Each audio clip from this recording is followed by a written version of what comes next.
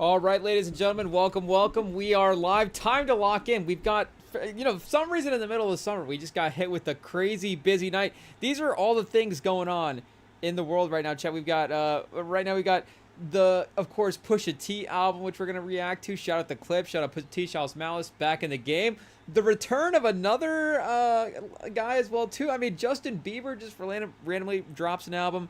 The Superman movie, of course, gets released. I mean, somewhere along the lines of, of course, the night, there's Summer League worked in there. The WNBA is going on. Caitlin Clark is back on Tubi right now.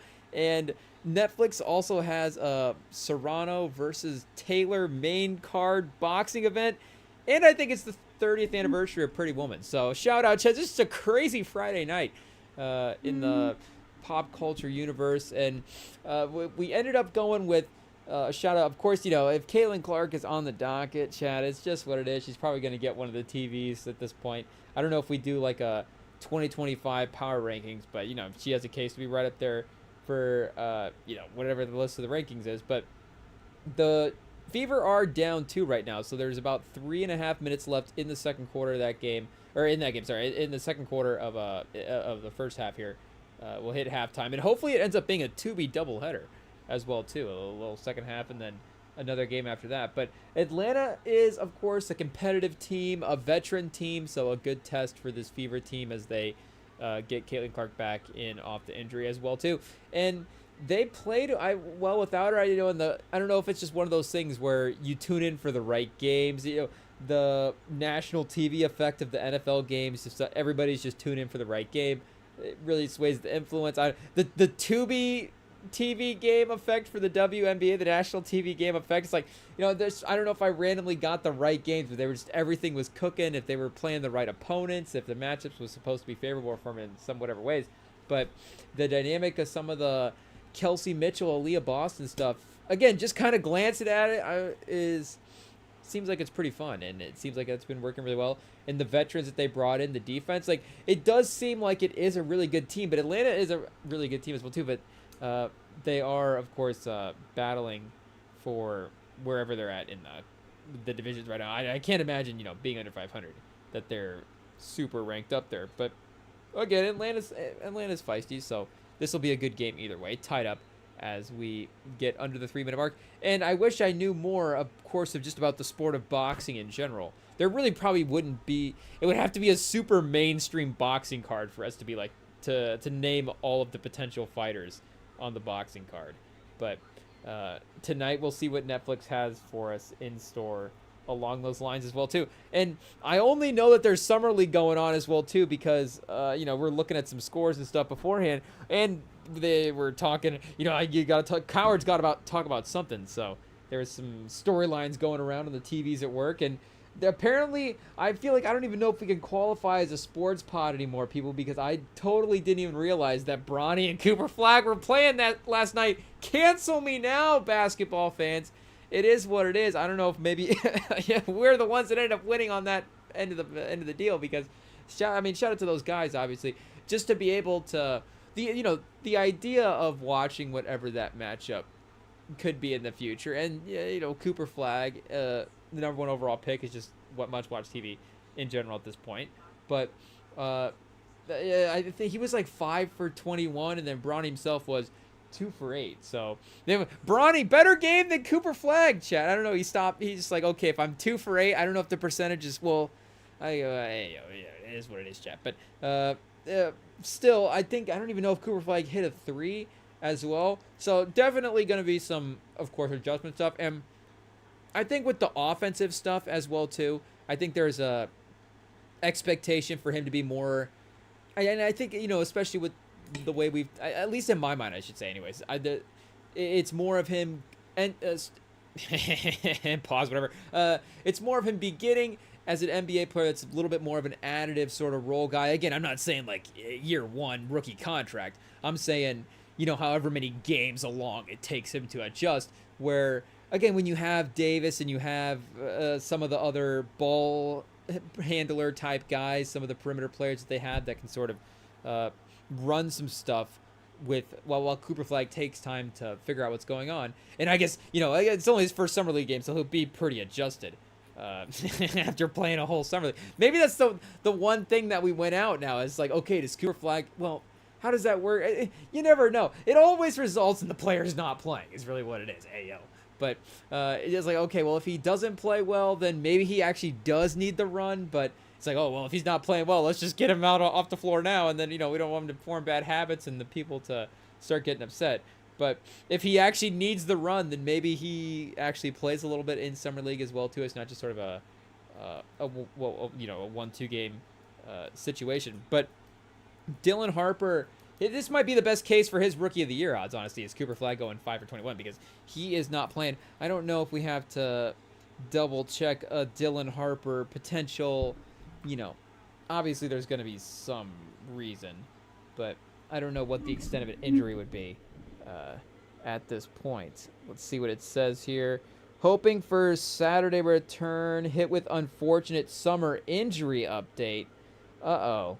So, again, it would be some sort of tweak, but now it's kind of like, okay, hamstring, ankle. What are we going to be nervous about, chat? Recovering. Oh, minor groin injury, chat. Hey, yo, pause. Whoa.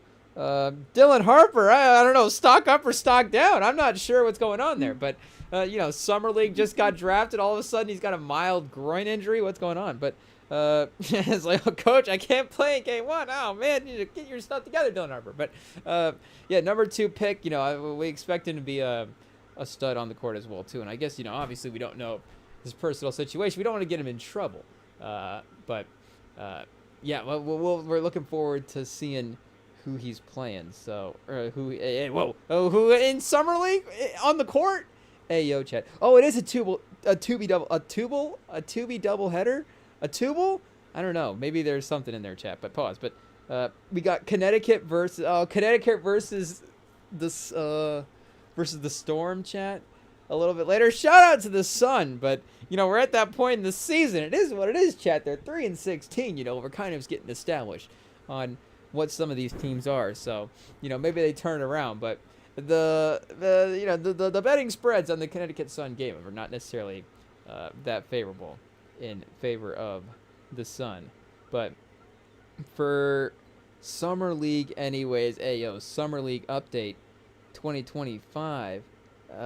Who does Dylan Harper play against? Spurs sideline Castle with wrist injury. Oh man, this is actually, I don't know, now we go into hot take territory. Why would Castle be playing in Summer League? Castle was Rookie of the Year. I feel like if we did a redraft, if you're like top 5 in VORP and rookie class from your draft class, then you should be able to not be able to play in Summer League.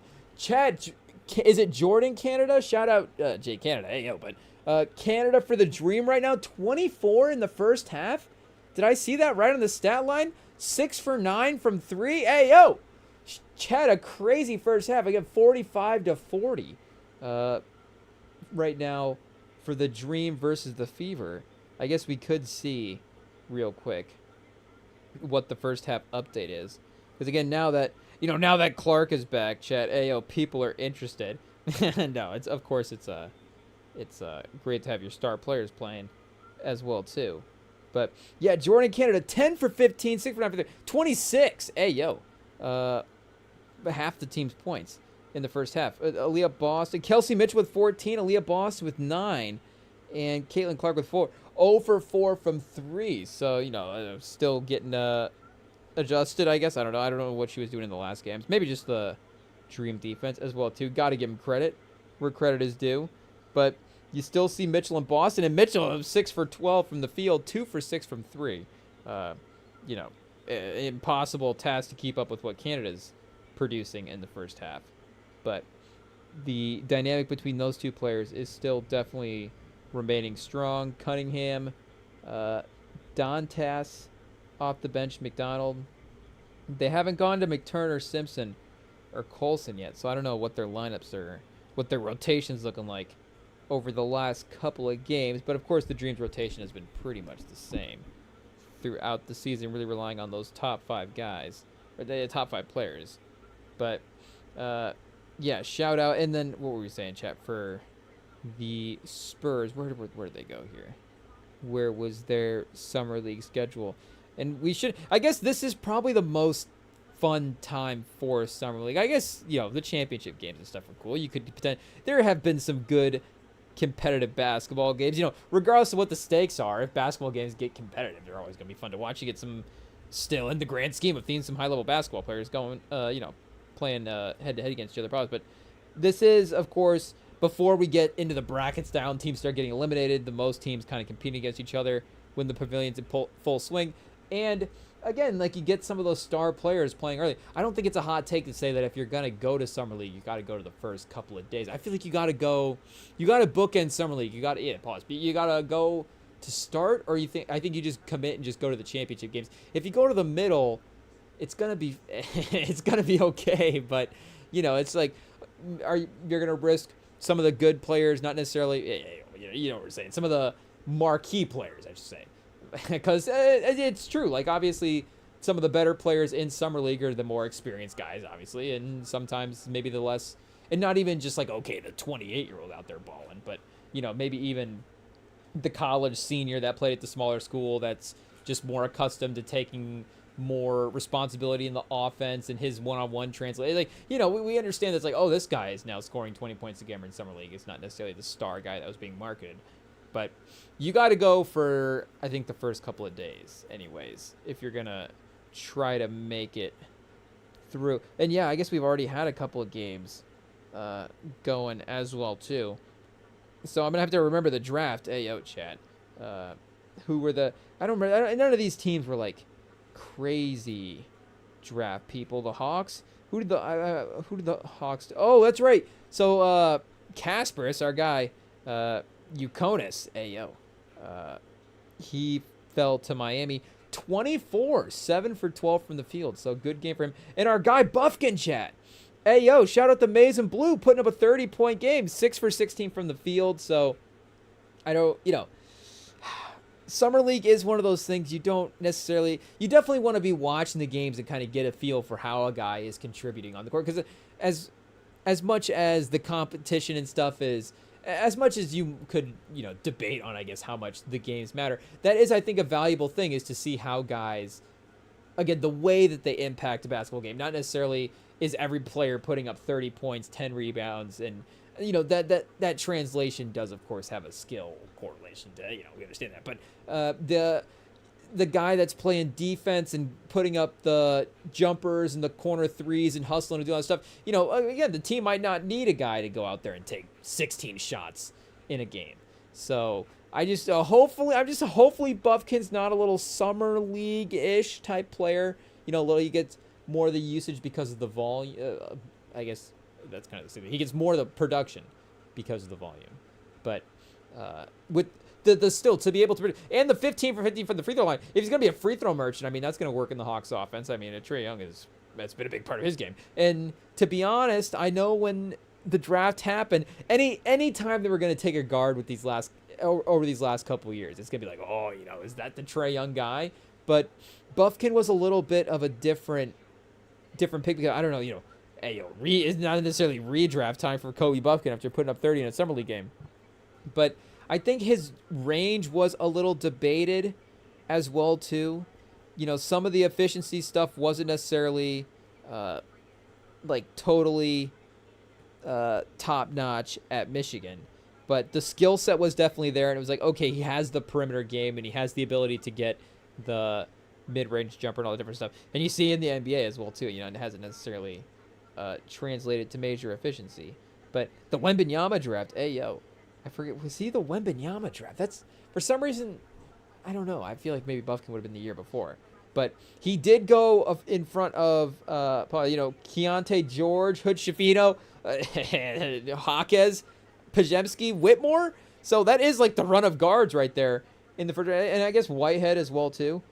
Sasser going in the first round. Nick Smith, goes 27 to Charlotte. But he was, of course, a high-level high school guy. I think a lottery sort of, the draft people were kind of debating him in the lottery for a while, so it wouldn't have been surprising for a team to be let's just take him up in the top 20 as well, too. But for him to kind of be that first guard off the list, honestly, because I don't think he wouldn't have gotten drafted, I think, over Hawkins or even Grady Dick as well too. Case and Wallace being at 10, Dallas or OKC ends up trading up for him with Dallas, but from 12.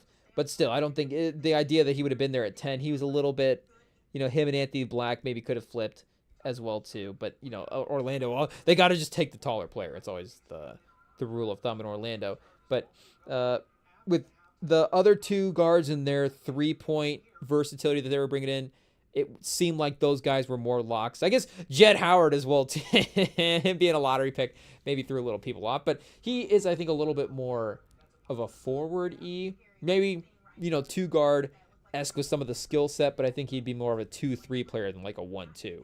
Where, of course, these guys that were mentioned are... maybe Hawkins is a little, 2 through 4 as well, too. But he's kind of a point version of whatever that player is. Point forward or whatever. And then... Whitmore, not necessarily. I don't know if there's any point in Whitmore's game, but definitely more. Hey, Whitmore, he does get listed at power forward a lot for sure. But again, there is a versatility with his game as well too. So for Bufkin to be the first guy off the list, again, Atlanta was kind of taking a swing with the perimeter lead guard playmaker scoring, but maybe brings a little bit of the defense with the size upside as well too, because a little taller than Keontae George. I think he had a little bit more perimeter game than Hood Schifino, younger than Jaquez, maybe taller than Pods, but I don't think he's actually like a big artist. Well, 2 Pods. Is he six? Okay, yeah, he's 6'4". I was gonna say he might be like 6'5". I don't know. With shoes, chat, hey yo.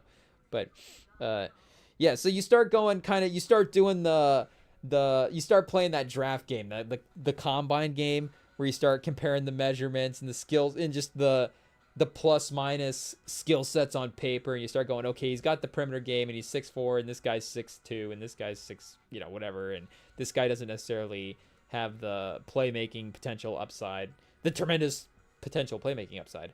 But I believe, it's hot take. We believe in Bufkin, chat. We still have some Bufkin stock, so keep producing. Got Toppin out here getting rebounds. 29 points, 16 shots, 3 assists, but only 1 turnover. So that's good as well too. That kind of efficiency, even if it is a lot of scoring, Kyra Lewis having 7 assists and 1 turnover in a summer league game is encouraging. Of course, he would go to Miami and be productive. How many leagues is Kyra Lewis? Maybe Kyra Lewis is the 28-year-old balling it up in league, or he's still like 22 or something like that. We will see. Still somehow on his rookie contract, probably. Do we get 24? Okay, so Kyra Lewis again, these guys. Yeah, now he's been in the league now. I guess still the rookie contract. Entered the league 19 years old. But only 4 full seasons in the league. I guess it doesn't have last season listed on here. Hey, yo, chat. Where was Kyra Lewis last year? They don't have his G League stats logged on here. Kyra Lewis, shout out. But so 5 years for Kyra Lewis. I guess, we're wrong with this saying off the rookie contract still. But, yeah, for him to... Maybe this is really... He's in prove-it mode for sure this summer league. Didn't lead the team in scoring. But that's honestly... Well, I don't know if that's encouraging or discouraging. Maybe him actually being more of a playmaker is a good thing. Because, well, yeah, 1 for 6. I was going to say, he probably missed a bunch of shots, to be honest. But, yeah, 0 for 2 from 3. At least he didn't overdo it. Pell Larson, 3 for 10 from the fields. Khalil Ware, 4 for 9. He wasn't necessarily, he was getting a lot of looks in that Sacramento Summer League. We were tracking we are degenerate fans, chat. Hey, yo, we knew what Khalil Ware was performing like in Sacramento Summer League. It is what it is.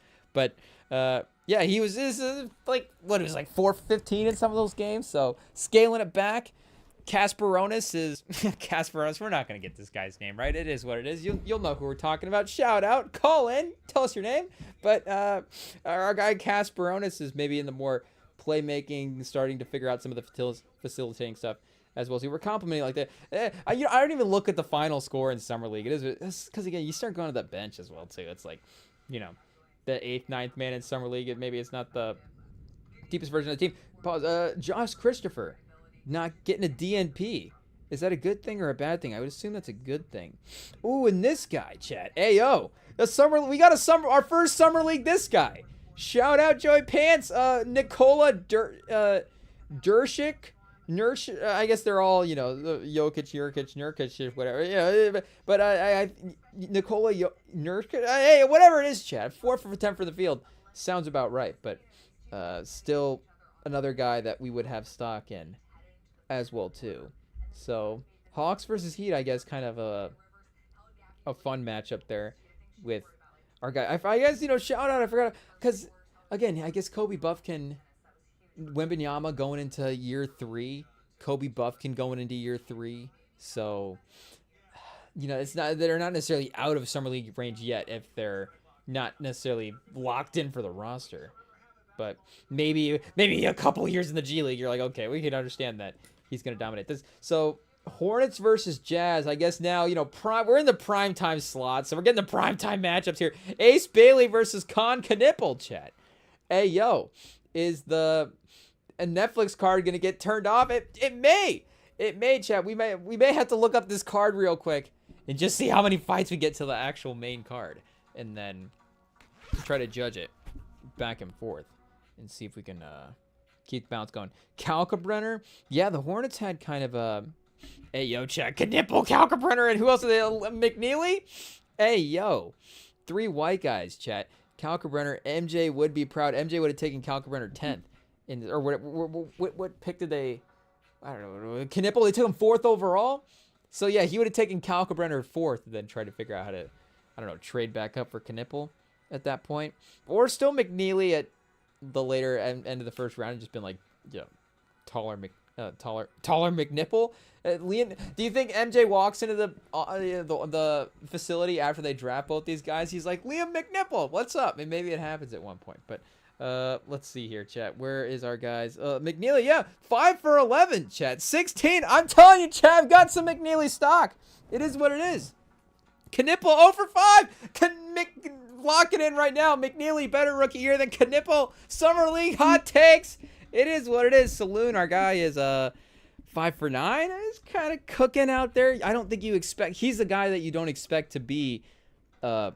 If he is like a 25 a game score, you know, 20 a game score, whatever in summer league, then you'll be like, whoa, he's unlocked something that maybe will be really beneficial for this team in the regular season. But again, with some of the effort stuff, if you see the efficiency, if you see him just knowing how to navigate the court in the right way, shout out to our guy Saloon. But yeah, it's just sometimes you just need a little more experience out there. So he's still learning, he's still working out. But 15 and 6 in 21 minutes is pretty good. And then Kalkbrenner with the sneaky +6 on the box score. Maybe plus minus can matter in some of these situations, especially when it's kind of random. Maybe Jalen Sims is going to say, hey, hopefully it matters, but he's 3 for 4 from the field. So shout out our guy Sims. The Hornets bench carried him, chat. It is what it is. We were just criticizing these summer league guys. It turns out the Hornets summer league roster is stacked. PJ Hall, McNeely, Sims, Damian Baugh, just 9 minutes, 2 for 3. Just a quick 5 from Damian Baugh. Yeah, Hornets are locked in, chat. Hey, yo, they're scouting. Their summer league team looks good. The Jazz, the Jazz better have a good summer league team. It seems like they've had a run of top. Picks this up. Both of them and the Hornets are similar, where they haven't quite landed the number 1 pick, but it still feels like they've been in the right spots to have the certain players.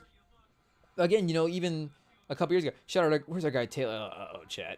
I don't see our guy Taylor Hendricks on the box score. I guess I don't know if we have to Google Taylor Hendricks injury here and see what was going on. But they took him, and make no mistake, chat, I'd go back and do it again. Pause. But they took him 4th, 5th overall in that Wembanyama draft as well too. So they didn't take it. 9th overall. Okay, I guess they traded back from. I guess I'm projecting how I guess locked in we were with the decision to take Taylor Hendricks, that we would have just drafted him in the top 5. But because that's where I'm pretty sure that's where we had him in our board. So again, I support the pick. But yeah, I guess again at 9, that middle of the first round is still. Not necessarily wait and see, because Wallace is really, so maybe we're starting to see with Wallace and Lively being productive. Grady Dick, Jordan Hawkins, we still got stock in those guys as well too. to really be productive rotation guys going forward. But the Case and Wallace, Lively kind of seem to be locks a little bit for those guys could impact playoff rotations in a major way. I mean, obviously Case and Wallace. I mean, they are. I guess they are. They both have as well too. Case and Wallace winning the title, but he was. It feels like he could even be more important if he's like a fourth man. Is it like he was dabbling in the Lou Dort role in this year? So if he was like a full-time Lou Dort, I mean, because Lou Dort can guard 1 through 4. I don't know, Case and Wallace quite guard 1 through 4 in the same way that Dort can. Obviously he's just a little bit smaller than Dort, but I was no disrespect. Dort is one of the, respectfully, complimentary, one of the most well-built players in the league. Pause. Like the strength, the stockiness, like it's all a benefit to his game for sure. But the Jazz, again, with that 9th pick, it's not like there isn't a ability. That's a good draft for sure. They've been in some spots to, really have a decent future, and I mean they obviously do. But guys that could be playing in Summer League as well too, so it feels like they should be one of the teams. And Filipowski, I guess Filipowski was kind of giving him something in the regular season last year, so him having a good Summer League is wouldn't be the most shocking thing. And our guy Walter Clayton, chat, shout out, 4 for 10 from 3. He's getting the looks for sure. Collier's 6 for 9. Collier's another one that did get, just got a lot of NBA experience last year. A sneaky bit. I guess we don't have to necessarily go back and look at the minutes, but he was, I feel like, for those that were locked into Jazz minutes there for a second, he was definitely getting some run for the team. So his ability to adjust to this level of play should definitely be there as well. He could be a sneaky, like, Summer League. McNeely, another floater, chat. But the Hornets, they're going to be our team of the year. Were the Hornets team of the year this last year? I think they were. They had to have been. LaMelo. It is. Let's just call it what it is. The Hornets.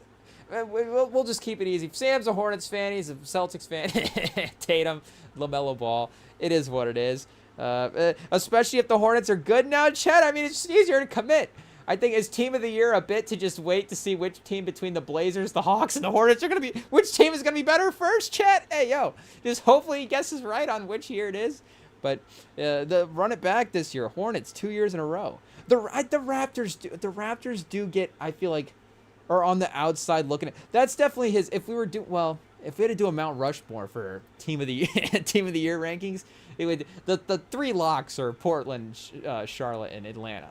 But Toronto is sneaky there, and I guess Boston as well, like we were saying with Tatum, has to be the 4th team, obviously. So that would be the Sam Mount Rushmore of NBA teams that he currently roots for, and then the Raptors would be the 5th team if just the tourists looking up at the Mount Rushmore is the Toronto Raptors, maybe. Who knows? But in Memphis, Sam might have a couple of team of the year, an A team, a JV team, a varsity team. He may have he may have the whole league just ranked and queued up for if he has to root for teams. This is the way to go. Designated. Who is the designated survivor for?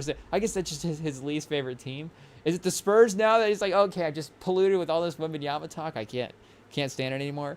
It is what it is. But Raptors, Bulls, I guess Asenu. Hopefully we said it right. Shout out our guy from the old overseas. I think France again, if we're remembering correctly as well too. And we got Matas out there. 0 for 2 for Matas. So still getting comfortable. Ooh, but he's getting some free throws. It looks like he's got points, but no made shots. So something's got to be going on there. Jacoby Walter. Oh, Chad, a little 2 for 3 from Jacoby Walter. Could the Raptors massage like I told you guys? You're going to be building this. People are going to love this team next year. And he's going to be like, I told you that this was a decent team. Caleb Grill, assist. Caleb Grill is going to be a early contender for Summer League best name. We got a Poplar over here. For sure. Oh, here we go. C. Grill. Maybe the Bulls are just the all-name team. Ulbrich, Buzelis, Grill, Kawamura, and Poplar is a pretty good lineup. This might be a Chad GPT lineup, honestly. This may be generated, and these players may be generic name players. Who knows? But the second half is cooking here. Let's see. Ooh, 52-47 for Dream for Lena. Yeah, Kelsey Mitchell. Okay, she's up to 17 or 16, so she's hit a bucket here in this third quarter at the free throw line. Gets one to go there. Do we have Clark in the game right now? We're halfway through the third. Okay, we do have Clark. So Clark Mitchell in the backcourt. Boston as the center. And a good center matchup as well to the Dream versus Boston. I mean, they have the, Griner. They have just a good sort of twin towers situation in the front court. And then two really dynamic. I mean, you got, of course, like we're saying, Canada with a great game tonight. But Howard, I think, has had some of the name value there. And obviously the great performances to match it as well, too. Boston. Oh, the footwork, chat. Hey, is that on the floor? So you got, is it Jones? Brianna Jones on Boston? If I'm remembering the name correctly here, I'll get a double check. Just so we are totally accurate on what is going on here. Because I know that is a player. I'm just making sure that we get it all lined up right. Yeah, okay, so Brianna Jones, Griner, and then Gray as well, too. And, 1 for 7 as well. And you're winning this game. The Fever! Hey, yo, chat. Yeah, it is what it is. You got your players out here bricking shots. You might be losing. It is what it is. But Boston 9-7, 7 assists. Who would have had the Boston has more assists than Caitlin Clark in this game? Ooh, she's still cooking there though. 5 assists is obviously not too bad. But it is some of that dribble handoff stuff as well too.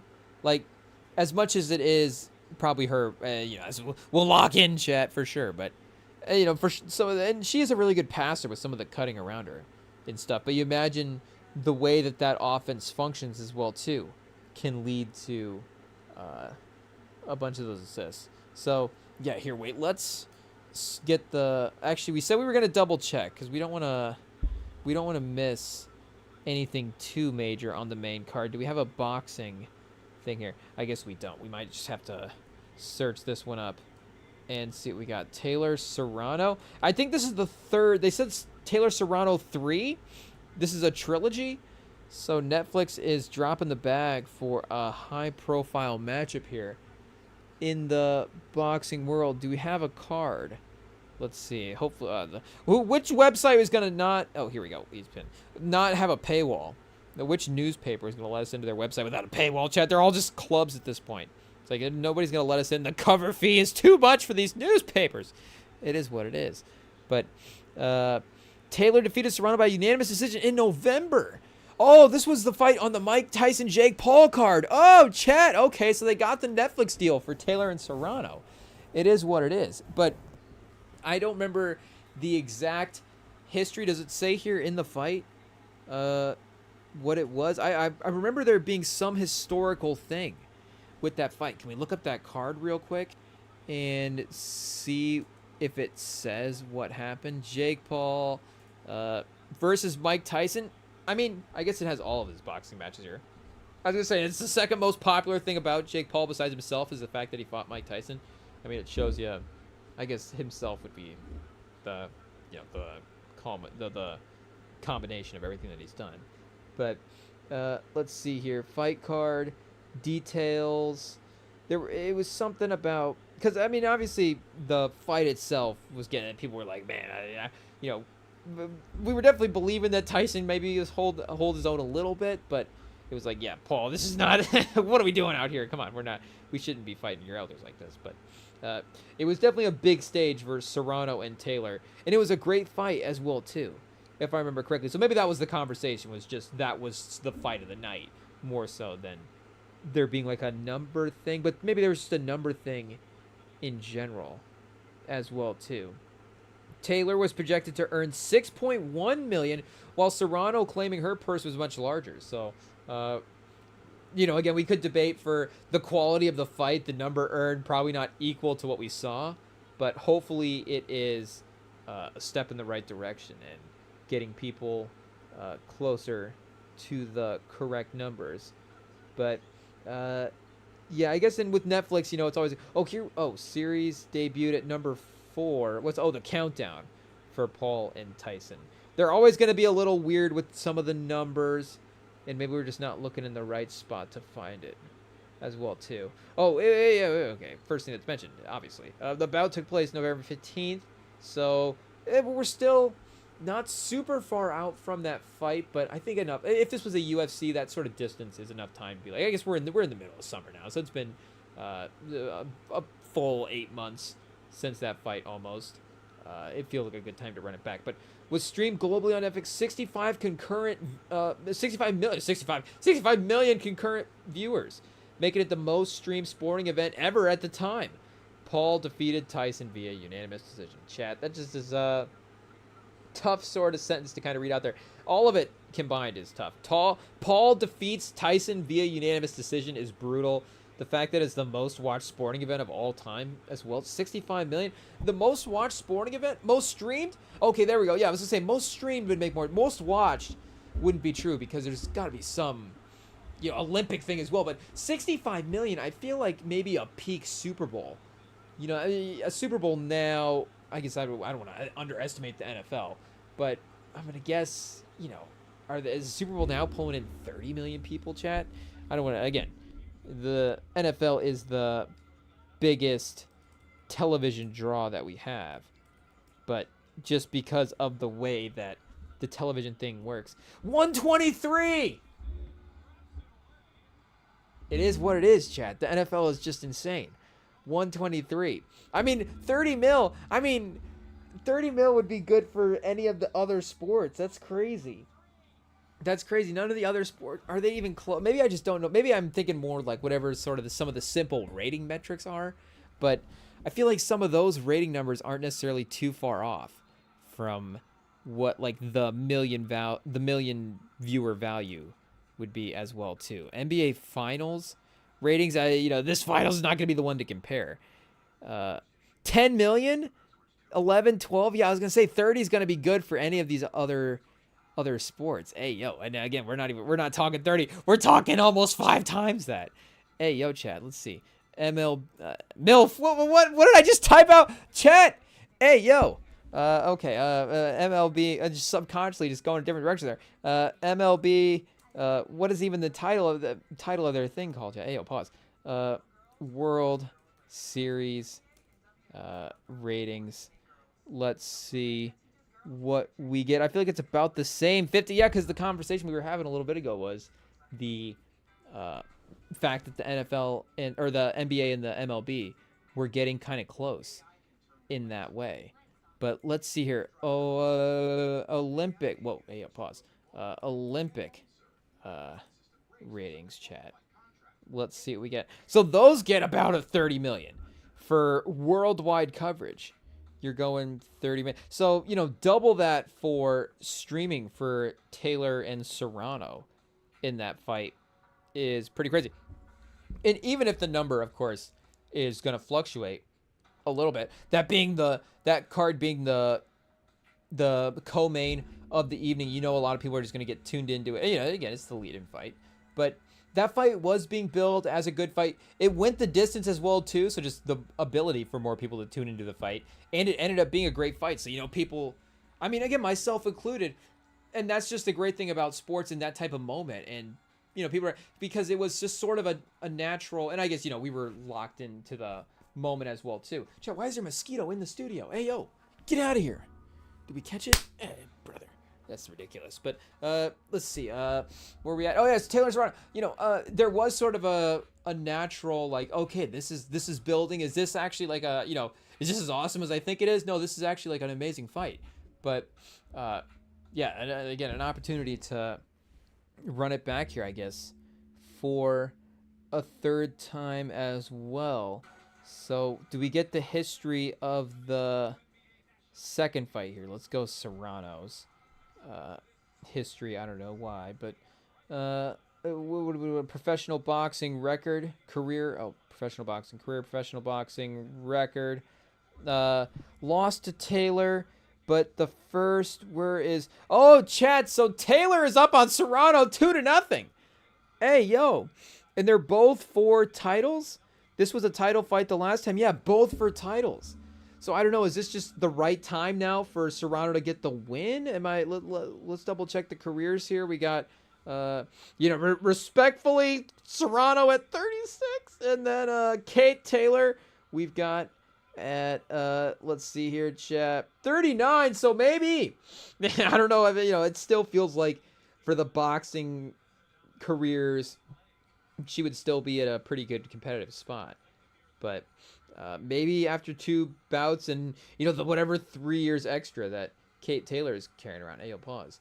Then maybe that's just enough to finally get the win. But do we have a eye on this card? I guess we kind of left early from the updates here to see. Oh, we don't want really updates as well too. Where is the? We just want like a full list. Where's the scorecard? Where is just a simple fight card version? CBS, I feel like, is clutch for this, chat. They will give us the information. Yeah, tell us the card. Where's Wow? Let's see here. Serrano. Oh, Serrano is minus 205 to finally get the win. Okay, here we go, chat. We'll see if it actually happens. Oh, where'd it go? So here we go. LA versus Scottney versus... Oh, wait a second. Is that the fight right now? So are we actually about to get to the title fight? What was the names of the fighters? I thought I saw a Scottney. Bumgardner versus Miranda. Marshall versus Green. Johnson versus Metcalf. Cameron versus Camara as well. So like I see, I'm not going to be the one to tell you what's going on with the card. Leave that to Hawani, chat. Shout out. Round 8. Okay, this one is... going crazy, chat. We'll see. Obviously, the rounds are different here, but who is actually in the... Yeah, okay, so we got the co-main as well, too. If they've got him listed here in the... I guess, hopefully. I would assume that you would just have it listed like this. It is what it is. I guess it'd be... I guess, did they just rip through all these fights already? Were we not just paying attention? I feel like not. Are they combining this as like a prelim and... main card type event? Because it would be weird to like time the card out. It's like, hey, tune in halfway through the card. It is what it is. But at least Scottney and Mercado are maybe it's just the rule of thumb for these fights. The co-main is the best fight, and maybe there is something as well too, the co-main, to where it feels like they have to sort of prove directly against their opponent, but then maybe there's a greater prove it to everybody else as well too, because they're directly not. And I guess you could say everybody that's not the main event sort of has this motivation, but they're at a different maybe level of competitiveness as well too, where they're kind of at the top, sort of waiting to get to that last. I guess if we're still thinking in the UFC mindset of things, of where it would be like the main co-main in a title fight would be like a number 1 versus a number 3 title eliminator, a number 2 versus a number something along those lines. But, yeah, maybe their prove it level to sort of the bigger card as well too is factored in. But it does look like, I guess it looks like both of them are beat up pretty good. Mercado, it looks like has a lot more damage on the face. But what's going on with Scottney, chat? It feels, again, both of them, I couldn't tell if it was just they were patching up the one person during the fight corner, if they were cutting back and forth. But there was a couple of pretty nasty cuts that they were working on there. Shout out. And, female refs, chat, it is what it is. So, I mean, shout out to Hawani somehow. Ariel Hawani. It's all-female fight cast and, refs and everything. But it's like, okay, Ariel Hawani, he can still pull up. I guess, okay, I don't know. We're not saying that we're giving out cards. But, maybe he's got some kind of past situation that we don't know about. But yeah, back to the corners. We're only just, the camera's only close up on the cuts right now. It's not a close up of the person's face where the cut is like, okay, here's the cut above the eye, but here's a shot of the face and you can see the cut on the eye. It's like, no, we're going to go full zoom on the eye and just look at the cut. And fortunately, the trainer's doing the right thing. He's got a bandit. Chat, that mosquito got me. It is what it is. I hopefully we got him worse though. But our first boxing match, Mosquito down round 1, chat. It is what, I guess maybe Mosquito took round 1, but KO in round 2. It is what it is. So 9 of 10. Here we go. We need a scorecard. We need the Twitter. Where's the Twitter reactions to every round? We need Theo Vaughn's thoughts on the fight. Where's the live scroll? It is what it is. You got to have the celebrities being like, I feel like it's 10-9. Scotney after that. What do we got? Scotney 169 for 151 punches. Mercado 55 for 260, 226. Hey, yo, so Scotney much more efficient. Mercado's just out here just carelessly, but definitely with the volume for sure. But it's looking chat, it's getting brutal at the end of the fight here. Oh man, Mercado, they just locked back up. Oh, Mercado just threw or no, Scotty. I feel like I feel like they're backwards for some reason, the way they're listed, but they keep like standing opposite of the scorecard. It's throwing me off. But Scotty just threw Mercado to the ground. I don't know if that's a takedown in the boxing world. I feel like anytime an opponent hits the mat in a fight, it's going to be points for the other opponent. It is what it is. And we've got Mercado kind of leaning in, chat. Mercado kind of ducking, maybe more to just avoid some of the punches, but there is a little bit of a wobble. I mean, both of them, again, down bad. But would we just say, based on this, that it's going to be Scotney in the lead? It's going to be 1 round left. I don't think either of them are really going to get a knockout at this point, but maybe they just get, the count. I don't know if, well, maybe they get to the 9 or the 10. Like, I don't think anybody's going to go down no count would be the point. But at this point, maybe both of them would be staggered enough to just be too tired after they end up going down. Pause. Ayo. But, okay, so I guess we can't switch to Summer League. It is what it is, chat. We gotta stay tuned. Main scorecard, main fight. We've got Dream versus the Fever going into the 4th quarter. So there's really no reason to switch as well either. I guess we were jumping the gun. Both matchups are competitive, and both of them look like they're worthwhile. And we'll get to the end of this Taylor Serrano fight, and then we'll throw on the Pusha T album and get to reacting there, which I have not listened to today. I was a good kid. I guess, I don't know, good kid, but in terms of getting a actual instant honest reaction, I mean, of course they've had a couple of singles. They've been out there. The pre-roll has definitely been pretty, they've definitely been going for it this time. But in terms of digging into the actual album itself, the full album, we haven't gotten there yet. I haven't even seen the track list or the features. I saw they unveiled the feature list. I looked away. I saw the track list. I was like, okay, let me just I just want to see it there on Spotify. Okay, it's there. Click on it. Oh, wait a second. Look away. No spoilers. We'll see. I guess we're not necessarily going to be able to blind react to the features as they appear on the songs, because they are listed on the track list. Because I did see, again, the some of the stuff that, like, I guess, again, they did reveal the feature list, so it's not like they wouldn't be hidden anyways. But yeah, after this round here, we will fire that up and see how our guy Pusha T did. Caitlin Clark and one. Whoa! Hey, yo, chat. I guess an all-female night for the don't cancel us. We're trying. We got WNBA and Taylor Serrano is the point on the TVs, and it's not. I guess the point isn't as well too. It's like, shout out, the kids got the certain sports on the TVs. It's more, hey, look at this. Given the opportunity, what do you know? There's a great competitive, whatever the terms are. Like, there is just a great opportunity for competitive viewing. Maybe it's just because I mean, what else is sports is about? Those, the competitiveness and the storylines and the skill, and it's obviously more than just some of the simple they're out there throwing a ball through a hoop, like, it is what it is. But it's like, okay, actually give it an opportunity.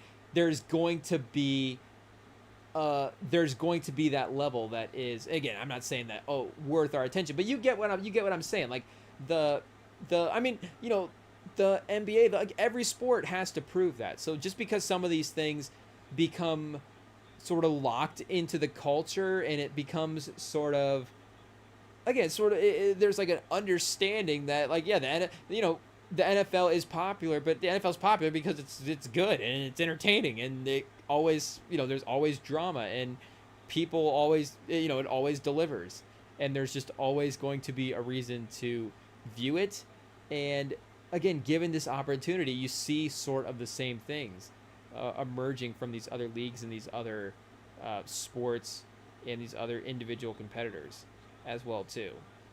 So, and again, it's not like, oh, you gotta earn your spot, but I think we understand what the process here is. And again, it's both the leagues continuing to promote and continuing to do a good job to set themselves up to be viewed competitively in the right ways, and it's the fans just being like, oh, look at, and it, like, for myself, I'm definitely not, of course, throwing on the WNBA at the same rate that I'm throwing on the NBA.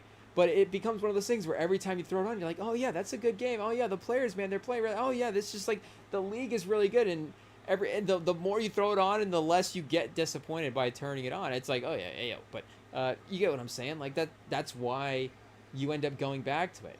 And sometimes it's just as simple as that. But again, given the opportunity, these things are, you find out, just as competitive and just as, like we're saying, worthy of being in sort of the zeitgeist in the same way that everything else is as well too. And the Fever do have the lead by 5 points, chat, as the third quarter winds down.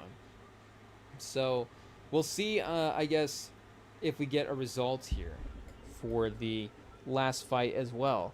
But we will, like I said, queue up this Pusha T album, get to reacting, and see how our guy did for his latest, and Mal, it's a Clips album. We're keep calling it a Pusha T album. It's a Clips album. Hey yo, we got to give respect to where respect is due. So, chat, we'll take a quick break, and when we come back, Pusha T, the album. Let God sort it out, chat. I guess we got to sort it out in our earbuds as well too, and see how our guy Pusha T did. So we'll be back reacting to the whole thing right after this.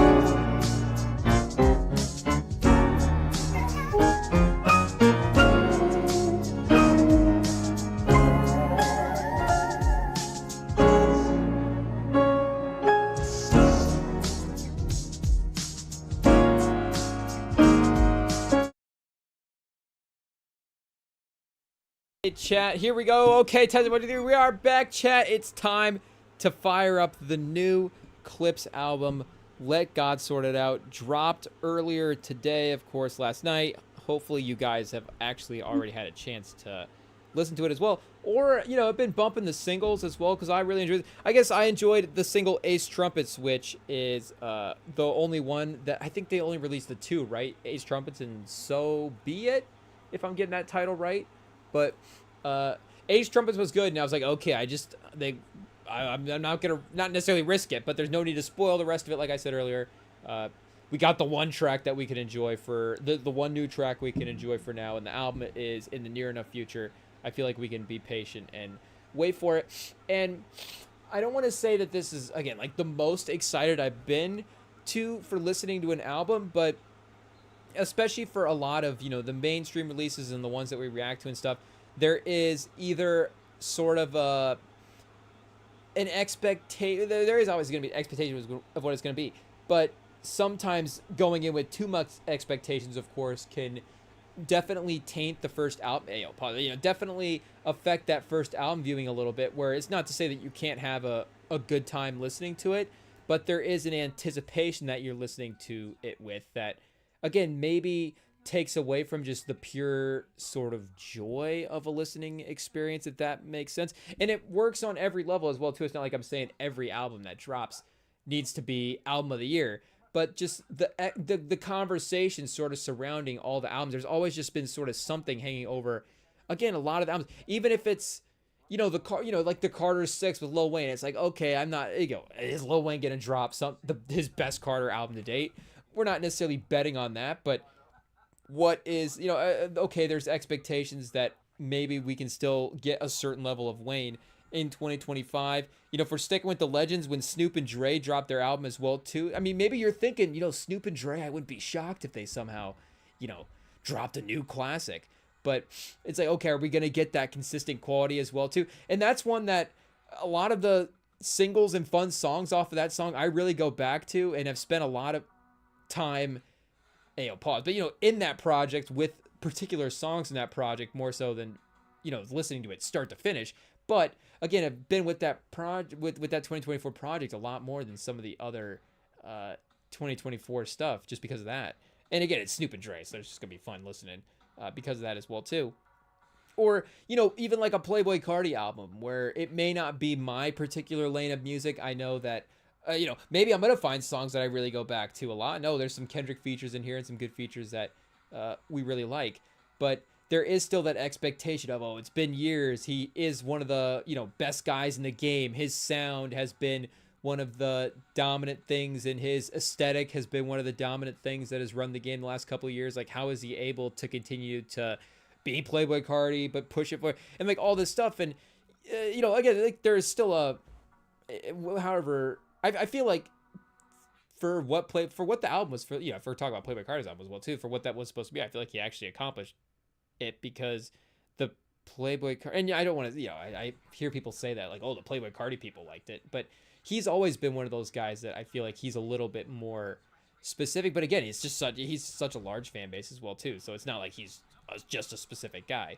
But I guess point being, I'm not saying like, oh, I don't expect album of the year from Pusha T, like, oh, hey, hot take. But I'm not like, oh, is this gonna be, are we getting an instant classic from Pusha T? Like, oh, is he gonna bring us the next, you know, oh, untouchable album, Hall of Famer, like lock it in, the best album of the 2020s from Pusha T? Again, it's Pusha T. Pusha T could deliver us an amazing project. He's always had a great ear for, and I'm not saying like any of those other projects as well too, that, you know, I've had those kind of expectations for him. But I think again, I guess the point being the expectations with this album are not storylines and narratives and those type of things, even things that I guess we create ourselves. But it's just for me, I guess right now to kind of just enjoy this Pusha T album because again, he is a legend in the game, and his like, I guess I don't even honestly as well too. I don't think give him personally enough respect for how much of a legend he is, and I don't want to say that disrespectfully. But again, like that first Clips album goes all the way back to '02. Like I don't know if he necessarily, in my mind, gets put in that early 2000s generation. Like again, maybe I'm just I'm way off, but because I think of some of the because he was working in a group there for a little bit, and then he started some of the solo stuff a little bit after that as well too in the mainstream. Like what's on the big Spotify stuff type of way. Like here, what is like my name 2013, and then really hit that sort of second, I think, with again the streaming and being able to catch a different vibe with some of the Kanye stuff and with what Daytona and what he was able to do on Almost Dry. So he's kind of, again, he's always been a legendary guy, but because of the different phases in his career, like again, I'm not saying this disrespectfully, but he doesn't feel like Jay-Z or T.I. or somebody like, again, those are like different, there's different legacies there, however you want to look at it. But, and again, I think, Jay-Z's first album, Reasonable Doubt was definitely before like the first Clips album as well too. So he is generally like, Jay-Z's, a 90s guy as well, more so than just like an early 2000s guy. But again, he hits like that legendary status, but I don't necessarily think of him as like where a lot of guys from that class, again, even if they're dropping albums now, you're not thinking of them competing in 2025 in the same type of way. And again, I'm not saying like, oh, like, I'm immediately expecting Pusha. Like maybe I'm also just confident as well too that the baseline for this project is gonna be there's gonna be a level of consistency and enjoyability from it, because I mean he has proven that he is a very careful curator. Like even Almost Dry as well, which shout out the NFR pod. They, I mean, obviously respect the album, is an album that I think is even a little more consistent than they do as well too, with some of the more pop-y, I don't know you want to say, but with some of the more not necessarily as creeping, menacing production throughout. And that's kind of the thing as well, as like, yes, he did find that lane with some of that stuff. And I think in Almost Dry, he was definitely like, okay, there's a little bit more, some of the soulful stuff on here. He's trying to dabble in a little bit of a different direction. And this, especially with like Ace Trumpets, it was a good mix of, and I guess we'll see where it's at in the track list when we get to that one, but it did feel that good mix of, and them working with Pharrell as well too. It's, I guess, maybe a little bit more his sound than a Clip sound, but they're still again sort of intertwined in that same type of way. But that sort of creeping menacing sound, but modernized with some of the synthy drum stuff, and you just feel like he maybe is even figured out some more stuff from working on It's Almost Dry, and it's like, okay, he got some of that stuff maybe out of his, and I guess we'll see. I guess we'll see, because I liked some of the different cuts on It's Almost Dry and Daytona. I mean, any of these three projects are obviously hot take, great projects, but yeah, I'm just ready to listen to the album and see what we got and figure out what's going on. I did, when I clicked on the album earlier, I did think I saw Otis Birdsong on the first track, but I don't think our guy, former Kings basketball player, shout out, I don't think he is on the track list. Even maybe there's like a, if he's sampling like an Otis Birdsong interview, then maybe it is album of the year, chat. And again, I don't want it to make it sound like, oh, hey yo, he like, it's not like, but hopefully I'm saying that right. Like I guess it's a trust of Pusha T. But I'm not, and maybe it's just me as well too, just being like, okay, just don't have unrealistic expectations for an album. And again, I don't want to make that sound like in a bad way, but I feel like maybe the simple, I'm overcomplicating it right now. The simple way to say it is I was overcomplicating some of the listening experiences, where it's like, hey, just sit back and like enjoy the album and figure out the songs.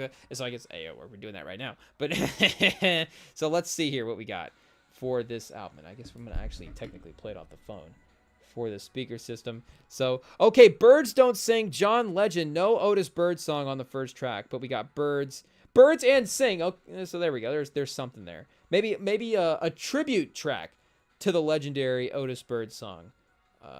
Again, maybe of the Sacramento Kings. I'm not totally certain. But, I mean, you get John Legend to start off, some iconic crossover, same world type stuff. The Kendrick track, Chains of which maybe I think they actually dropped as a single right before the album, but I'm trying to think if there was like a maybe I saw they were previewing it in certain ways, but it wasn't like released to the general public yet. So I guess I don't know if it got leaked in the process, but I was definitely doing a good job staying away. So I haven't heard that song yet. That'll be exciting. And we get Tower of the Creator as well too. Just looking at these first 4 tracks listed here. A feature-heavy run to start to kind of keep you interested. So I guess how many? 13 songs, 40 minutes. Again, you know that Pusha T and Malice and Clips, they're always going to be concerned about just giving you the best of the best. But let's see. And we don't get like we're not getting like a little intro track type situation. We're getting 13 songs, or at least, it's starting off looking like some songs. And Pusha T, chat, we're going to have to listen. Hey, yo. I mean, the nice thing about Pusha T is you can't actually listen to what Pusha T's saying. Like, he's very smart. Some of the stuff, the wordplay, you have to definitely digest it a little bit for sure. But he does give you a second to sit with some of the lyrics, some of the lines. So maybe we'll have a second to stay tuned in. So, of course, you guys know the drill. We will have to go back and forth on mute as we listen. We'll do the best we can to stay tuned in. Oh, Brianna Jones fouled out. The Fever pulling away, chat, 80-69. So there we go. A pretty impressive fourth quarter, second half stretch if they are able to keep this up here. The Caitlin Clark working that Aaliyah Boston pick and roll. And then, you see, I guess we are going to have to pay more attention because it is obviously, but it is different in how Boston does set up her game with Kelsey Mitchell, where with Clark, a lot of times, and maybe it's not just like, okay, it has to be this way when she's playing with Caitlin Clark, but it is just the offense just gravitates into these certain things, and her pick and roll style and the way she gets her position under the basket. Again, not to say that's not effective, so her ability to adjust to that is good, but maybe there's more space to operate as well too when she gets it. When she's playing with Kelsey in some of those Kelsey Mitchell sets as well. I don't really know. I'm just spitballing here, just watching a couple plays. We'll have to lock in and see what's going on. But first track, chat, let's see what we got. Okay, The Birds Don't Sing, John Legend, Voices of Fire. Let's get it underway. Follow along.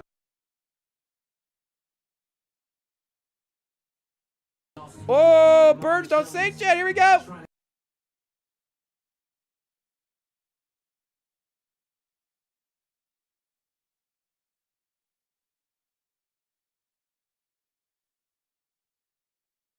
Oh, chat, they're going to start with that minimalist production, just some simple piano keys. Literally nothing. I don't even know if we got like a bass or a drum. Maybe, who knows. But not even like, I said piano keys. It's really just a little one piano chopstick situation here, chat. The song! Is that song canceled? I don't know.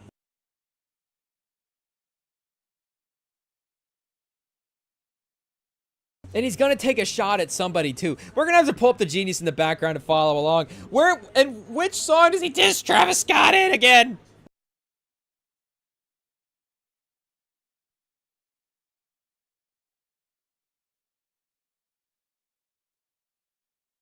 Uh-oh, chat. We got a Puffy reference.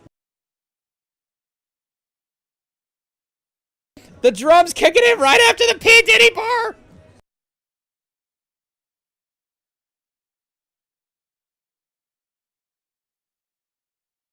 Oh, chat, this might be one of the ones. I don't know if they just, again, it's order. If, they're giving us the best tracks first, but uh-oh. Uh-oh.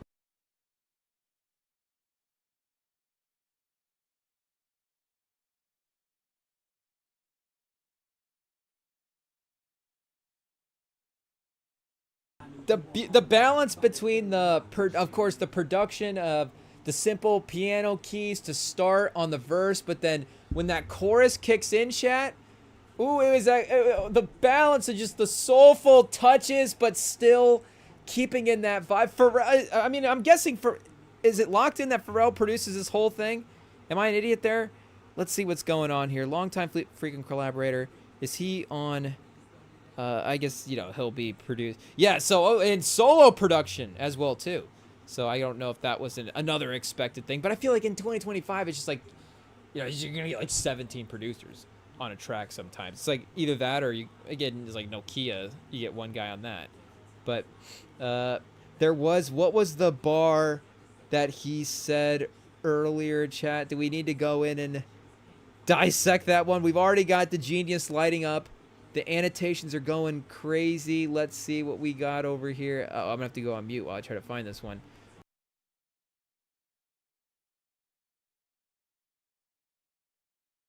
Only because of the copyright for the music, not because I'm just reading the lyrics. Hey, yo, chat. Hey, yo, pause.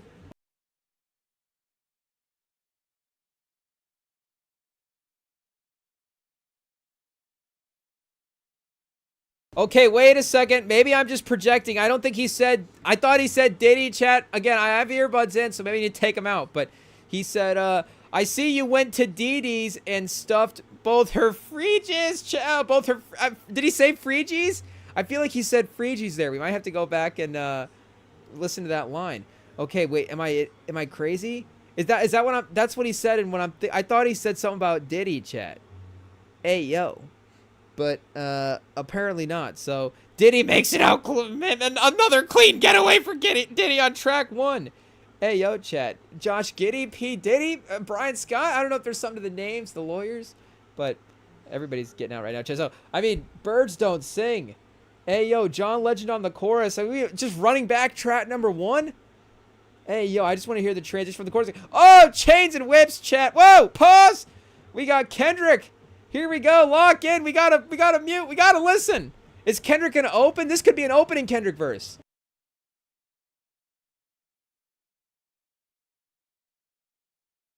Oh, Chad, it feels like some No Church in the Wild like type production.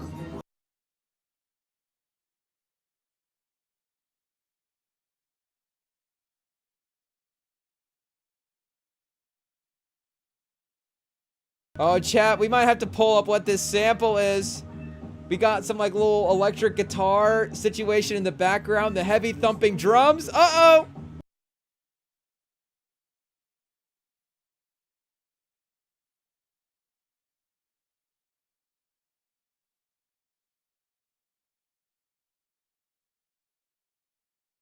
They're making us wait for Kendrick. They gotta set the stage. This is how it works now. If he's not doing the hook, he's doing the last verse.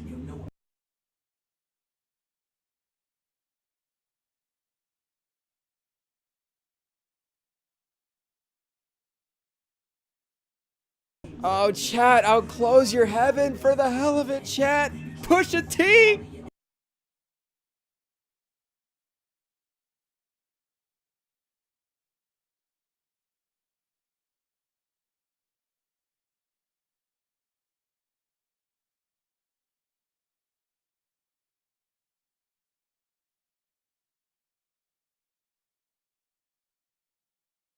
The catchy hook making from Pusha T in this is good as well too, because you could see it on Ace Trumpets.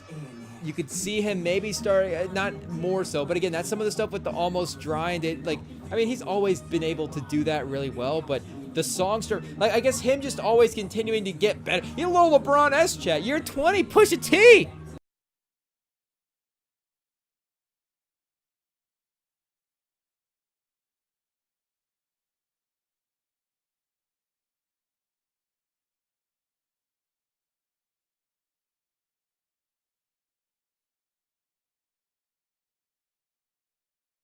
There's Kendrick chat, here we go.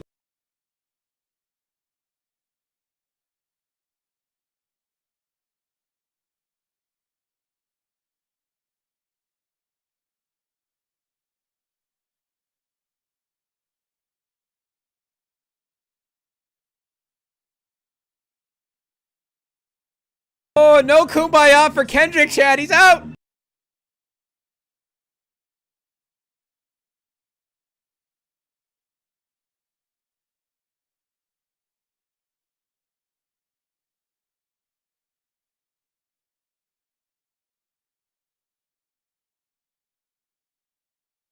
West Coast, Chad. He says it's their time. He's not wrong.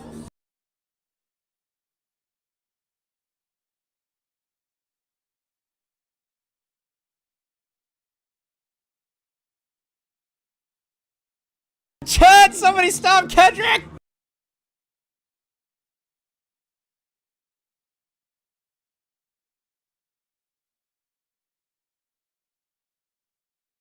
Oh, Chad, they let him cook. They let him cook.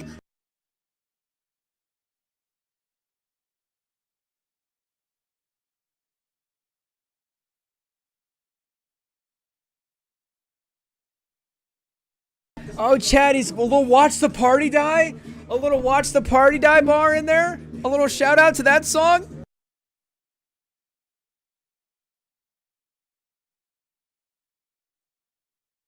Chad, Kendrick, Pusha T, they're 2 for, I guess, you know, Pusha T 2 for 2. They got a Kendrick feature, his ability to play in this world. Uh-oh, this Tyler track, chat.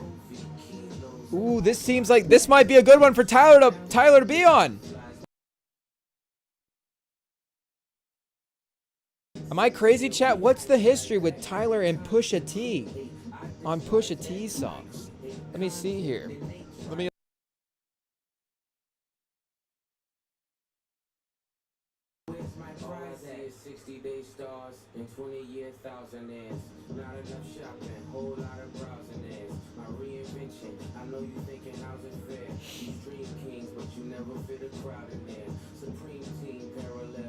Yeah, Chad, I was gonna say I don't think they've collabed. So first time we get Tyler Pusha T in the same album. I guess I went through Pusha T's solo, but I got as clips they wouldn't have been collabing. So, Fear of God, was he on Fear of God, chat? Oh, he was. Hey, yo.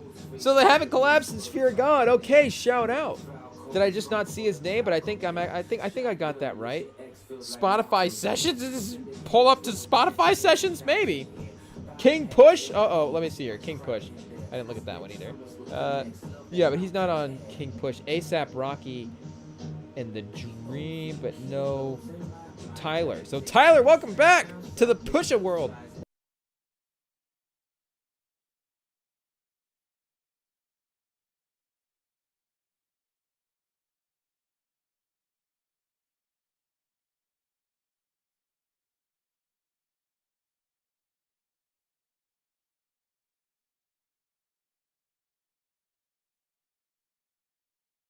Here we go, chat. Earlier appearance than Kendrick. We'll see if he gets the same runtime. Kendrick really, whew, he was cooking in that verse.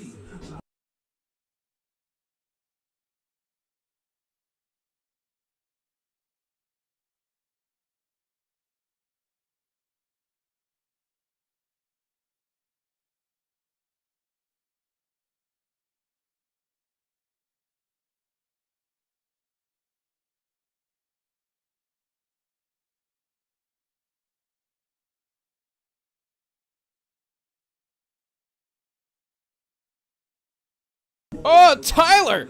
Oh! Dropping bars, chat. Oh!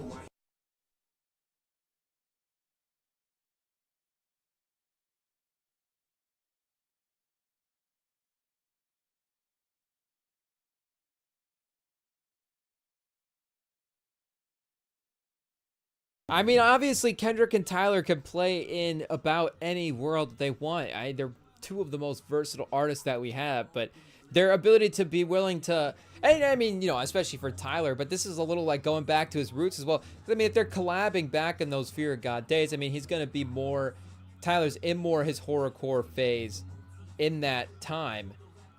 What is this, a beat switch? Uh-oh. What just happened? Am I crazy? I feel like we just changed, but yeah. So obviously, you know, and then Tyler getting a little more soulful with some of the stuff over the last couple. It's a little more synthetic and I guess I don't know if that's the right term for it, but it's synthetic. I was using some. His production is just going a different type of way. But I don't think it's AI. But but I think it's just his instrumentation choice is what I'm saying. But I mean, for him to go back to kind of some of that creeping horrorcore lyric-y type stuff, and then I mean same for Kendrick as well too, who is definitely in this vibe even more. I guess he hasn't even collabed with Pusha T since, I mean, would be, I guess, if I'm not thinking of like a Pusha T collab the other way, but yeah, it would just be since 2013, nostalgia. So for Kendrick to kind of be back in this mode as well too, it's a really great time for them to get both of those people on their careers in this. I mean, again, you get them at any point on a track list is going to be great, but it feels like the energy that both of them have right now are both really great for this moment. And I mean, Tyler as well too is on a little bit of, I mean, he's always been gunning for the top, but him right now is in a little bit of this. I mean, everybody in the West Coast is inspired by Kendrick, so to get both those guys as hungry as they are to be able to get into some of this menacing Pusha T type stuff is perfect as well too. I was gonna say, we're just missing the next track, chat. Hey, yo. Oh, and this is the single, So Be It. Okay.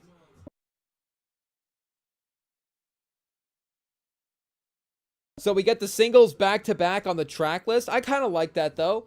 That keeps the rest of the track list a pretty great, the most of it's going to be a new experience. I mean, only two. I think we only got 2 of the 13 as singles, so that's a pretty good ratio for sure. It feels like maybe a little bit more tame than some of the other ratios that we've gotten as of late. But the familiarity of those couple of songs right there is a good, I think, choice as well. And I like this as the single. I think, and there is a similarity with these songs as well. So some of the, I mean, that intro track, obviously, some of the soulfulness in there. I mean, are you going to give away your features too early? I know, again, they were previewing some of it and some of the exclusive stuff, but just dropping it straight on streaming might be a little aggressive. So I guess I haven't scrolled down to see what the rest of the feature list is. So here we go. This will be some of the true new stuff right here that we get to react to. 60 seconds left, chat, before we see, because I think this was a pretty good feature list, but again, technically we get 2 of them on that first track with, I don't know, John Legend and Voice of Fire. Do those count as 2 features right away? So I don't know if they revealed the feature list, if they did a track list and feature list reveal, or if they did just like a straight up, here are all the people who are featuring on the album. But yeah, I don't again think he's taken any, well, I mean, at this point he's definitely sprayed a bunch of people down at this point, but I don't think I've heard any specific shots. Sand color rolls, we drive Saudis here. The only Audi here is driven by my owl pair. Ghostface with the wrist. Bird Falconer. Willie Falcon trunk full of talcum here. Shotgun with ya X. Feels like Malcolm's near. Send a hit through a text. Ain't no shouting here. Chat, Pusha T is in a fun spot with his lyrics. There's I mean, again, it feels like he is, you don't want to say he's finding his stride, but there's a veteranness and again, kind of where the music has shifted and how he's fitting with it. I think there is a mainstream Pusha T sort of mix that can happen, and I guess he's pretty mainstream. So, but I'm thinking of him jumping up into like the next level as well too. You get what we're saying? Because it feels like lyrically and curationally, if that's a word, he does have those type of skills to be one of those absolute A-list type guys.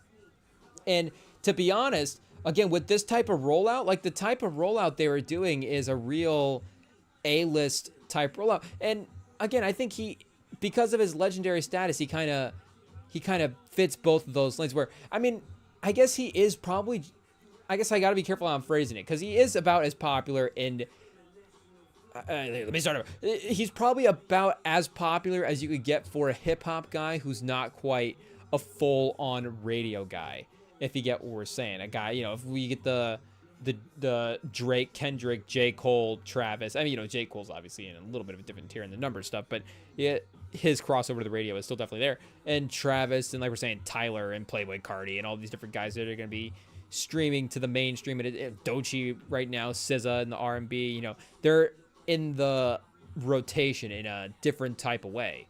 But he is about as hip-hop mainstream as you could get before you were to jump up into that next, like, oh yeah, Pusha T's kind of everywhere type territory. Like, even and I guess, you know, we could go like through a first week number type situation as well too, but like I'm saying, his status in the game as well, he kind of earns that right as well. So I like the A-list rollout, like, again, making the moves of like, oh, this is gonna be a 250 type, going for the Oscar. I was saying the Oscar, going for the Grammy type move for Pusha T. So, you know, shout out for him again, seeing sort of how to what the game plan is for a cool rollout in 2025, and being, I think, on the right shows and being and having his music appear on the right different settings and different environments with some of the color stuff. And now there's like a tiny desk, and again, it seems like a really successful run. So wait, did I just talk all the way through Ace Trumpets, chat? Because I was like, this is not Ace Trumpets, and I thought So Be It was up next. So I've listened to Ace Trumpets so much that I'm just so used to it being on in the background at this point. I guess subconsciously I didn't even realize that it was playing. So shout out to Pusha T, he's won, chat. The song has entered my subconscious and I don't even hear it anymore. It just I don't know. It's at the last level. Somehow we've already turned it into white noise, but in a good way. But Indiana, chat, Ayo, the Fever. 30 seconds left. It's a 79-96 game. They're up almost 20. A great push in the second half. And I think Brianna Jones fouled out late. So, you know, again, they kind of overwhelmed them there in the second. But we got Pharrell actually listed as a feature this time as well, too. So, giving us actual vocal performances. I'm assuming he's giving us something on the hook. Pause. But we're a little bit brighter with some of the production here. I like the little turn that this song took from where we were at with So Be It and Ace Trumpets.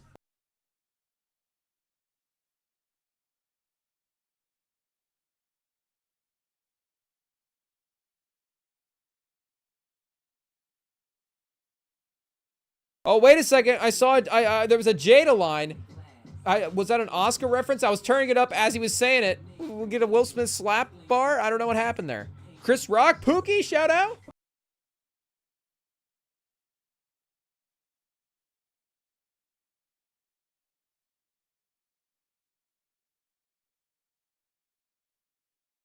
I mean, I don't know what we're allowed to say here, chat, but just sometimes the right bar, you're just like, I don't know.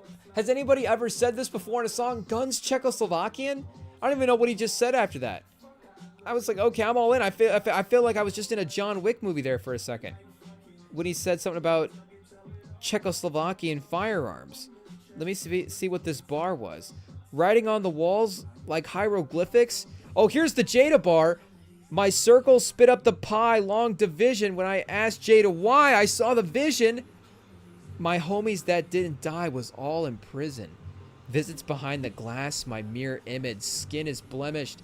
Names was mentioned. Explain the sentence. Pain is endless.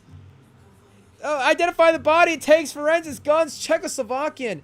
It starts where it ends. It starts and it ends it. Hey, yo, guns. Czechoslovakian. Okay, so he says, identifying the body. It takes forensics. Guns. Czechoslovakian. It starts and it ends it. Oh, Czechoslovakian. I think he just kind of slips it in there. He kind of rhymes around it, I guess. But Czechoslovakian, vengeance. I guess vengeance rhymes with forensics. Sentence, forensics, ends it, vengeance. I mean, you know, that as well is a great bar. But just the enunciation. I mean, that's a good word for them to say as well too. I feel like the enunciation for those guys on Czechoslovakian is really good. Is that Malice? Yeah, Malice will slip in a bar like that. Pause, chat. Hey, yo, pause. Double pause for Malice. The first ever Mike Breen double pause. Hey, yo. Shout out. Oh, I paused. Literally paused the song. Meant to be to Mike.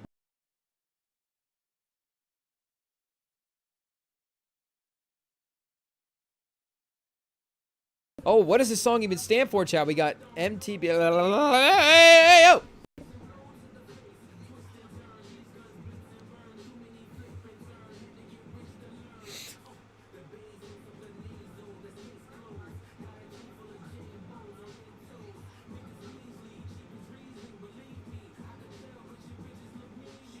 Okay, it stands for Mike Tyson. Mike Tyson take a... Whoa, pause. Ayo, Mike Tyson blow to the face? Blow to the face. Oh, but why did I say it like Mike Tyson, Chad? It just naturally makes you say it like Mike Tyson. Mike Tyson take a blow to the face? Mike Tyson take a blow to... Oh, it doesn't even say take a blow. I don't know why. Whoa, pause. Whoa. Mike Tyson blow to the face. The 7 track. So, I don't know. We're getting beat up by Mike Tyson on the 7 track, chat? What are they saying here?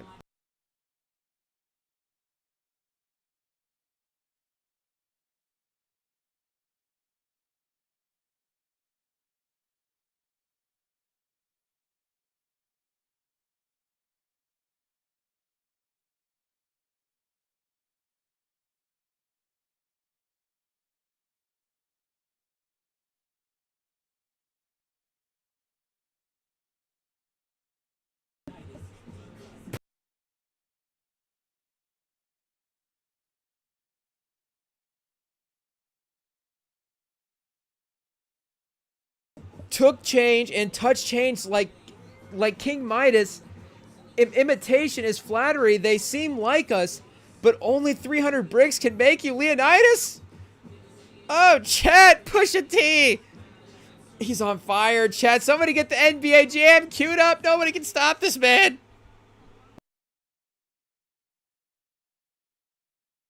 Oh, we got 2 acronym titles back to back.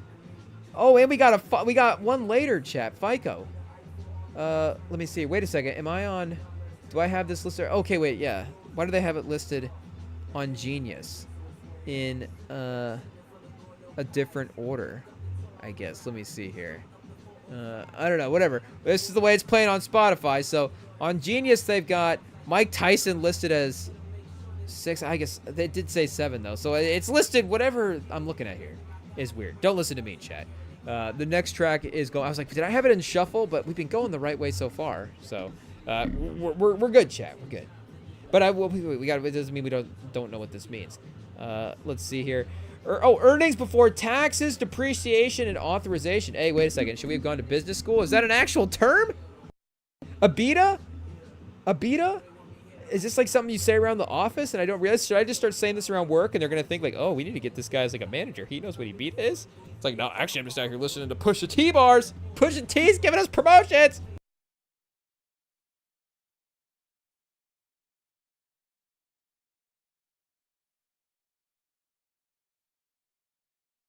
Oh, Chad, I just started scrolling because I'm on my phone and that's what you do. And I saw the rest of the track list and I saw some names that are fun that Pusha T is working with these guys.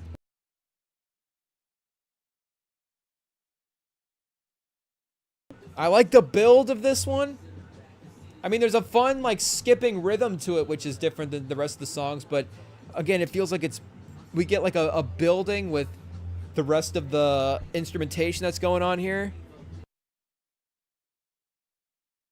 And then that little going on in the back. Great stuff, chat.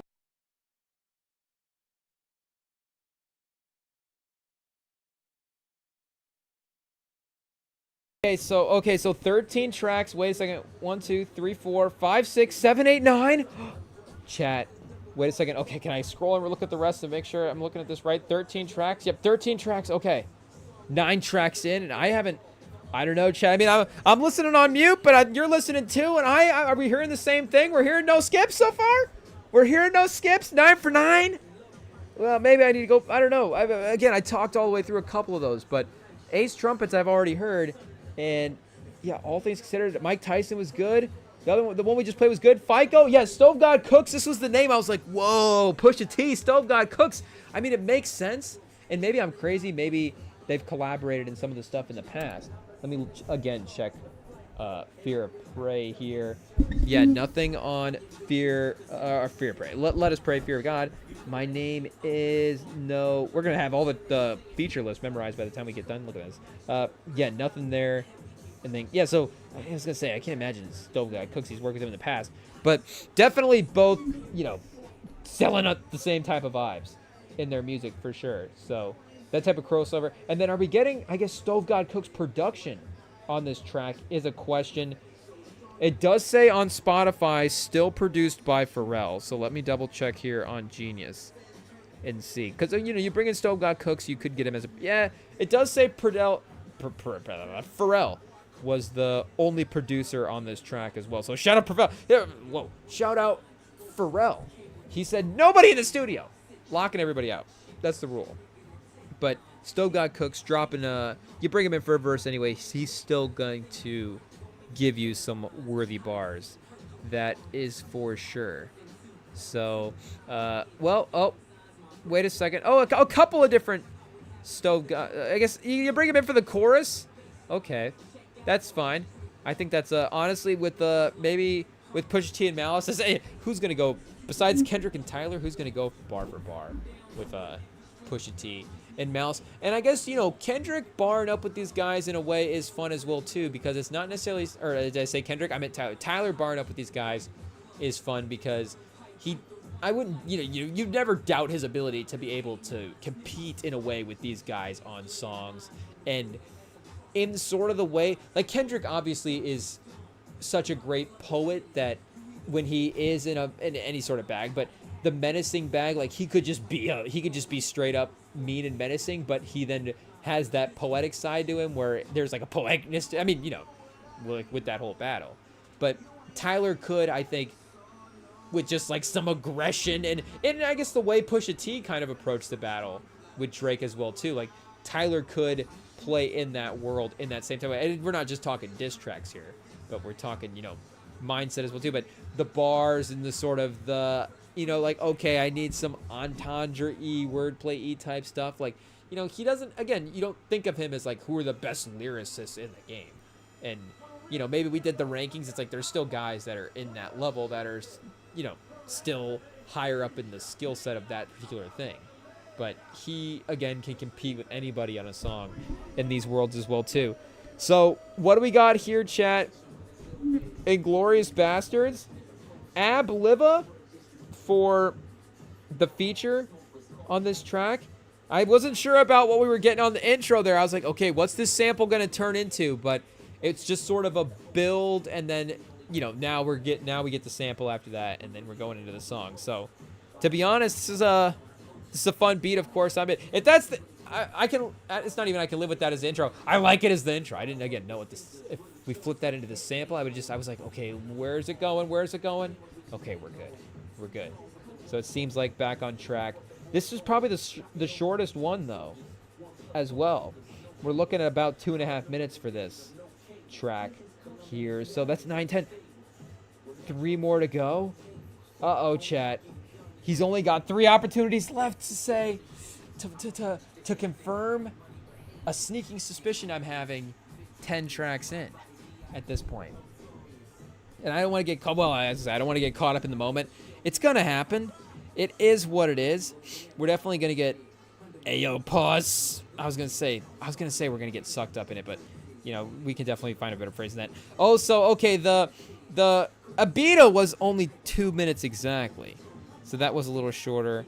We're looking at, 2:33 though. And I guess Ace Trumpet's at 2:33 as well. I don't know, runtime, power rankings.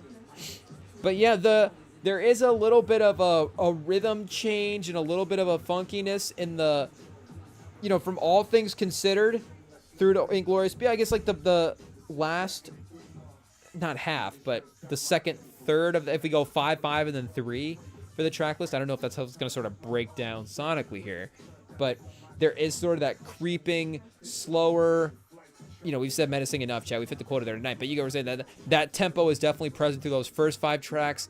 It's getting a little funkier and a little bouncier in the last 5, and we'll see where potentially he takes this sound to these last 3 tracks here. And uh-oh. Uh-oh. The soulful, the choirs. This is where you get us, chat.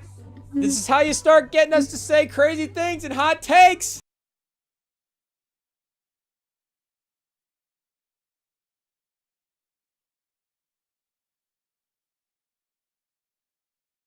The Pharrell hook, chat. The vocal performance to break up what has definitely been again, the bar heavy, verse heavy, very specific on some of the vocally type stuff. So now we bring Pharrell in to mix up the performance, and oh, the beat drop, chat. Perfect for setting that stage to bring Pusha T back in. Pusha T with good energy on the track. Here we go, chat. It seems like 11's a hit. 11's a hit too.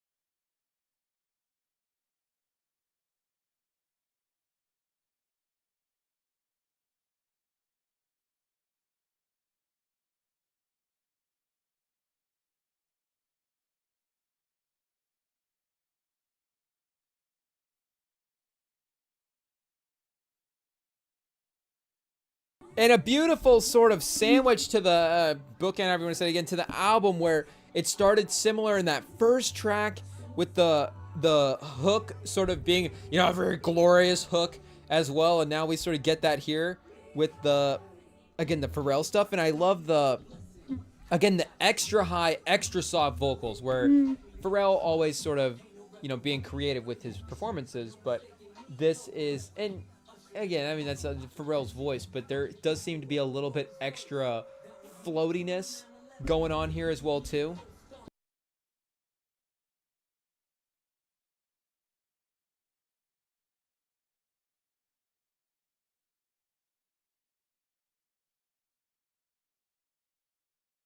Oh, chat, we got an Ocean's 11 bar. Malice might be the MVP of the draft, or MVP of the draft, the album. It is what it is. You know, you start bringing up Danny Ocean, and it's going to be hard not to be the number one.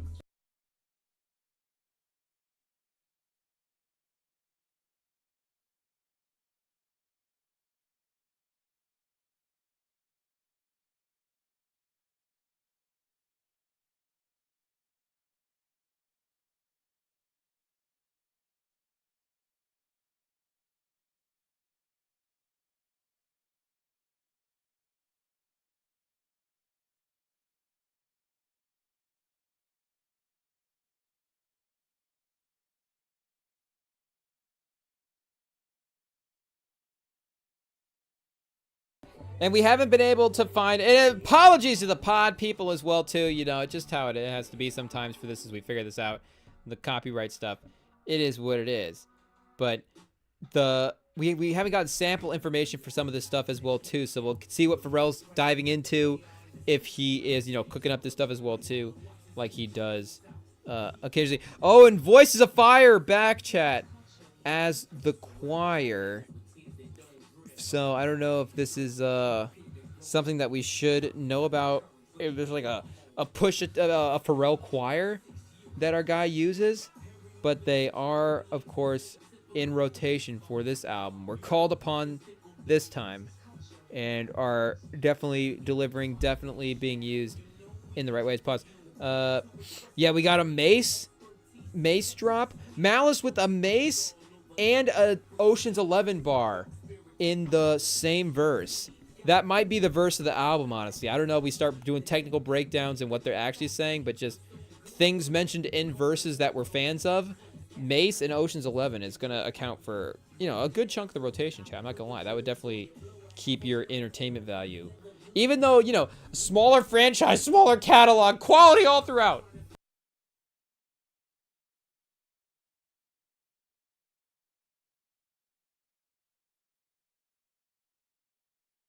And I guess this is a two-part. Oh, Nas!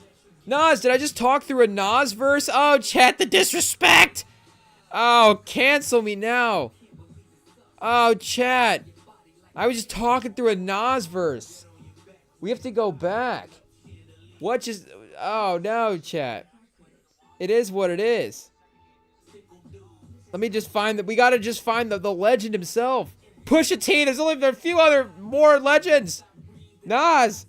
He's one of the few. We just go, Pusha T. Get step aside. What's going on? Okay, let's see if we can find him here, chat. Verse 2, our guy Nas. Pusha T, hurry it up. You've had 12 tracks.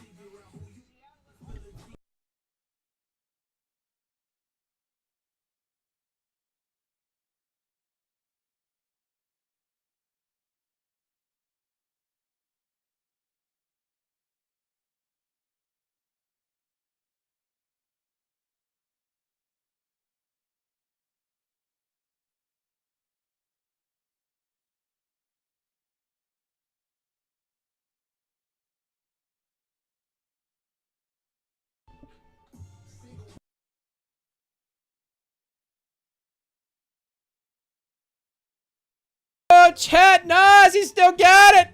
2 threes right off the bat. Swish, bang.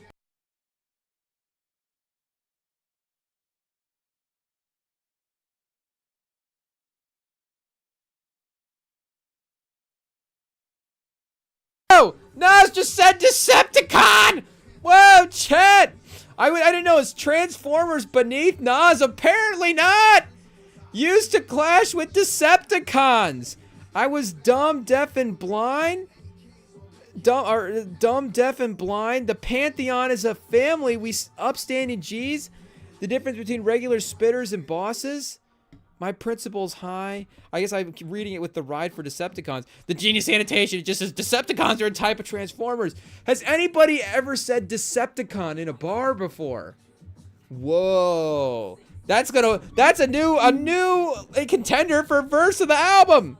Nas, Decepticon. Verse of the year. If he would have said Megan Fox, Chad, he would have locked it in. Grammy.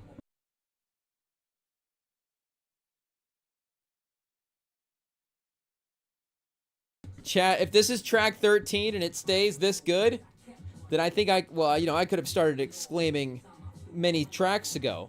But the fact that this is the last track and there's nothing else to do but start it over, I mean, I think we can only come to one conclusion, chat. Uh-oh! Uh-oh!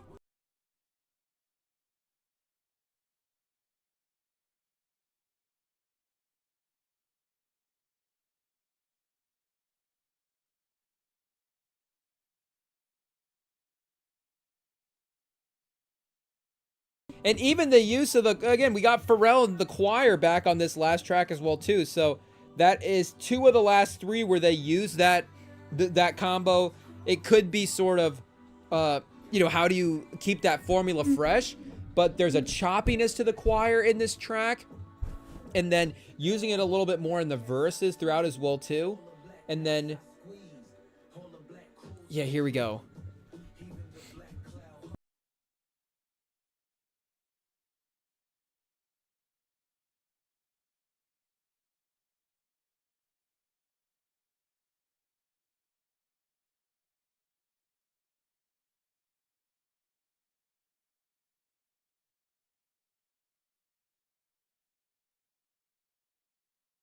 I guess they haven't really brought the choir back in for the verses, but there was a choppiness part there at the beginning that was fun.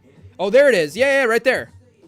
Can they bring it back in sort of at the end of the verse, I guess?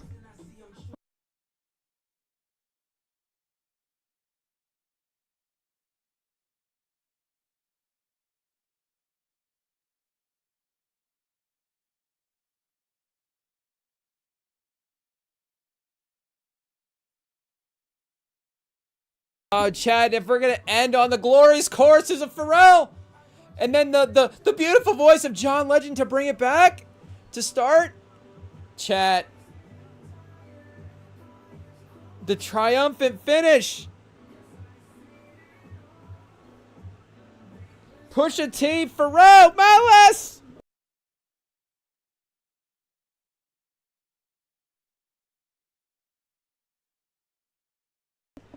Chat, we gotta give him the sitting ovation, the standing O, but the couch ovation. Oh, Pusha T, Malice, Pharrell chat. Jeez. 13 amazing tracks, chat. Let God sort them out. 2025. We've been waiting for a project. Again, I don't want to just get caught up in like you were expecting. You weren't, you were just like, don't have expectations. Just enjoy the album. Just have a good time. Pusha T is going to be good with the bars. Pharrell's going to be good with the music. You liked what you heard on Ace Trumpets. It seems like all the moves they're making are the right moves. Even, again, the rollout stuff is just like, you can't imagine that with the stuff that we've seen from Pusha T in the past, and now he's making these moves, and obviously with the music that he's been dropping as well too, but that he is viewing this stuff in what's seemingly the correct way in this one way, and then would just be butchering sort of the curation album process as well too, but then throughout always aligning himself with the right producers. Again, Pharrell in the past, obviously working with different producers on, Pharrell included, but working with Ye a little bit in the 20 teens as well, and what that production was able to do to introduce him to a new audience, and give him sort of a new change up in his sound. And this, again, it feels built off of what he was doing in the last couple of albums in the right way, in giving Pharrell the whole album as well too. And because again, the Kanye songs are really good. I like a lot of those songs on It's Almost Dry, but maybe the cohesion of that album as well. I guess I think I don't know what I think it's a really good album. So I think his whole catalog is obviously a really great catalog, and I don't want to be too dramatic as well too right away, but this is, I don't know why this wouldn't, again, I guess it's so we calling it a Clips album, a Pusha T album. I guess it is a Clips album. It's not a Pusha T album, but for the clips themselves, I guess, jeez, chat, Lord willing, Hell Hath No Fury, the Re-Up Gang, the song continues. Is this actually a Clips album, or is this okay? This is not a compilation. Ayo, shout out. It is what it is. Till the Casket Drops, 2009. So yeah, I mean, the fact that it's been almost 20 years is just crazy to think about, that it's been almost 20 years since a guy has dropped it down. But again, you think that and it's like, okay, this guy's giving us sort of a nostalgia project, not is he going to give us one of the best projects for right now, a project. And again, that's the thing that with some of these nostalgia guys and these nostalgia projects as well, is there's an individualness to the fandom of the album, if that makes sense, where it's like, okay, this is an album for me, the fan of this person, to listen to, kind of like, okay, and there may be some songs and some friends, okay, I'm driving around with Champ in the car, and maybe if he gives me aux, something from Missionary is going to play. It just is what it is. But it's not like that's going to be a go-to album to queue up in a main setting. But this is the type of project that you could see. There's songs, again, some of the singles, the Kendrick song, go back and double check the individuality of some of these tracks, remember what we had, but you could see people bumping individual songs off of this. You can see sort of a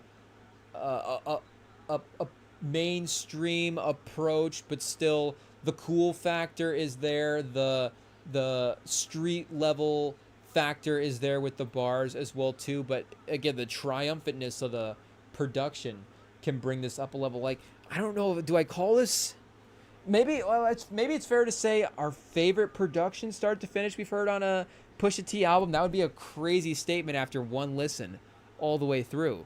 But the dynamic of some of the stuff is pretty crazy. And Kanye was definitely doing some of that on Daytona as well too. There's some tracks, again, that cut back and forth where you're like, oh man, the sort of the way it creeps along here in the verses, and then now we're cutting into that sample and the vocals are kicking in and all the different stuff. But the way it's balanced here, and the way that the Pharrell drums are able to play off of that sound as well too, maybe that is a little bit different than what Ye was going for. And again, Ye's obviously really good at, especially obviously back in the day, building out different, some sounds for his different artists. Not in the way that maybe Dre is obviously still the best at that, for like setting up an individual artist with their own distinct sort of way.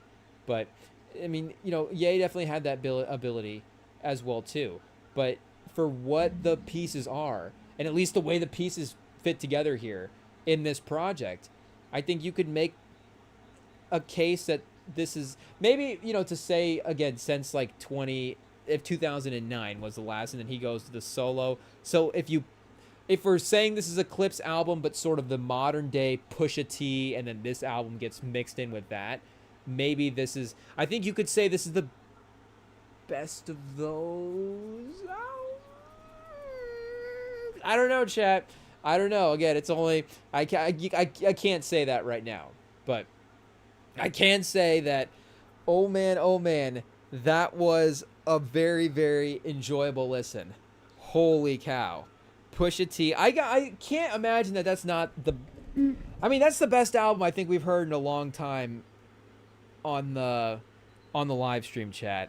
I can't remember. I mean, obviously I guess, we started it a little bit differently. So, like, we didn't listen to GNX when it happened. We wouldn't have made it. It wouldn't have happened. We wouldn't have been able to live react to GNX on the, save it for that Friday night. But that's obviously great. Chromacopia as well, too. We didn't, live react to Chromacopia. But you have some pretty, again, mainstream killer, they delivered type projects.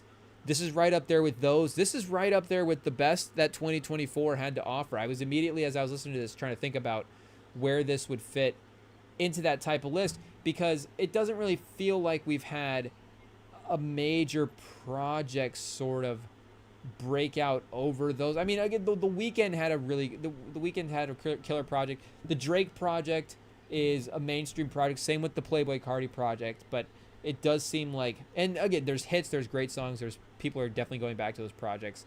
In the same way that I'm like, oh yeah, I'm defending Snoop and Dr. Dre and their albums. It's the same thing where people are spending a lot of time with the singles and individual tracks off those albums, and obviously, it's a credit. It's what they're for, and I, myself included as well. But we haven't had in the pure hip hop type way. I guess who am I to say? But you get what I'm saying. For a rapper, as Pusha T would say, for a rapper, because I guess, well, and I do want to include The Weeknd in these conversations. So I don't know why I want to leave him out as well too. But even for The Weeknd, you got to commit to that project. It's an hour 20. It's twice as long. We'll listen to Pusha T again, and that'd be one listen through the Weeknd album, and you could definitely, there is a little bit of, not necessarily that the last half of the album is lacking quality for sure, but with the dynamic production and some of the features and stuff that he's doing in the first 2/3 of that album-ish, there is a level of repetition in the last little bit of the album that maybe, again, makes a little bit of a more select curation, like this type of project, a different type of listening experience. So with the shorter runtime, the shorter amount of tracks, and the way they're still able to give you a consistent soundscape throughout the album, but vary the production, this is a great project here. Do we have a best albums of 2024 so far? Let me see if I can find a quick list here of what we have, because I don't want to disrespect some of the, or I said 2024, 2025. Best rap albums 2025. Let's see what we got. I don't want to disrespect some of the maybe low-key cuts that have not been considered mainstream releases, but still have upheld the quality standard of what we're looking for in the game. Hotnewhiphop.com. Oh, Slick Rick Victory, number 25. Okay, they're locked in. 1300 Saint, All Hail, 24. Lefty Gunplay, Jason Martin can't get it right, making the crack so far. Pause. Whoa, Backwash. Only Dust Remains. We got Westside Gun with 12. For sure, Central C, Can't Rush Greatness at 20. Whoa, Central C. Sliding down the list. Mike and Tony Seltzer, Pinball 2. We've got Fear Dorian, Leaving Home. Lil Tekka Dopamine in there. Ray Vaughn, The Good, the Bad, The Dollar Menu. Shout out. Larry June and 2 Chainz. And The Alchemist, The Life is Beautiful at 15. Ooh, I don't know about this list, chat. 15 for Life is Beautiful. Osama-san Jump Out is, if I'm saying that name right, is 14. Pink Sifu is Black Antique is number 13. And We've got Rio De Young. So yeah, some of these names are, they would be new for our rotation. Mike, Showbiz. I mean, it's like that would be more new for, not new. Well, it would be new for the rotation, not new and like knowing who that guy is. Obviously, I think everybody knows who Mike is. But shout out Mike. But Bruiser Wolf, number 10. Saba No ID from the private collection, number 9. Still in the top 10 though. Mac Miller Balloonerism, number 7. Okay. Gaius Guviera, Goyard Ebon said is number 6. McKinley Dixon Magic Alive, number 5. Key Glock Glockavelli, number 4.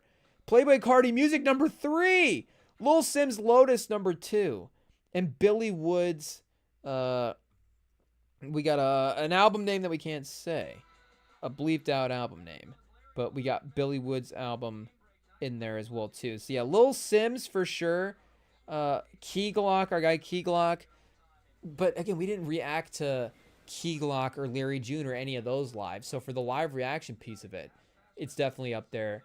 And then, I guess if we were thinking rotate, like Larry June, they do have they're similar in the consistent sort of sonic. Like, you're getting Alchemist production on an entire album.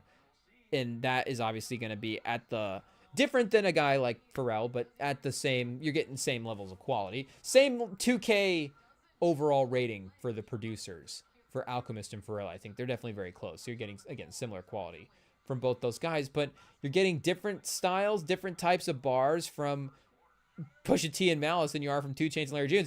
And I think Pusha T and Malice were locked in on this album. And that's another thing about this album. And again, about the process that was maybe I didn't say clearly and should have said before as well.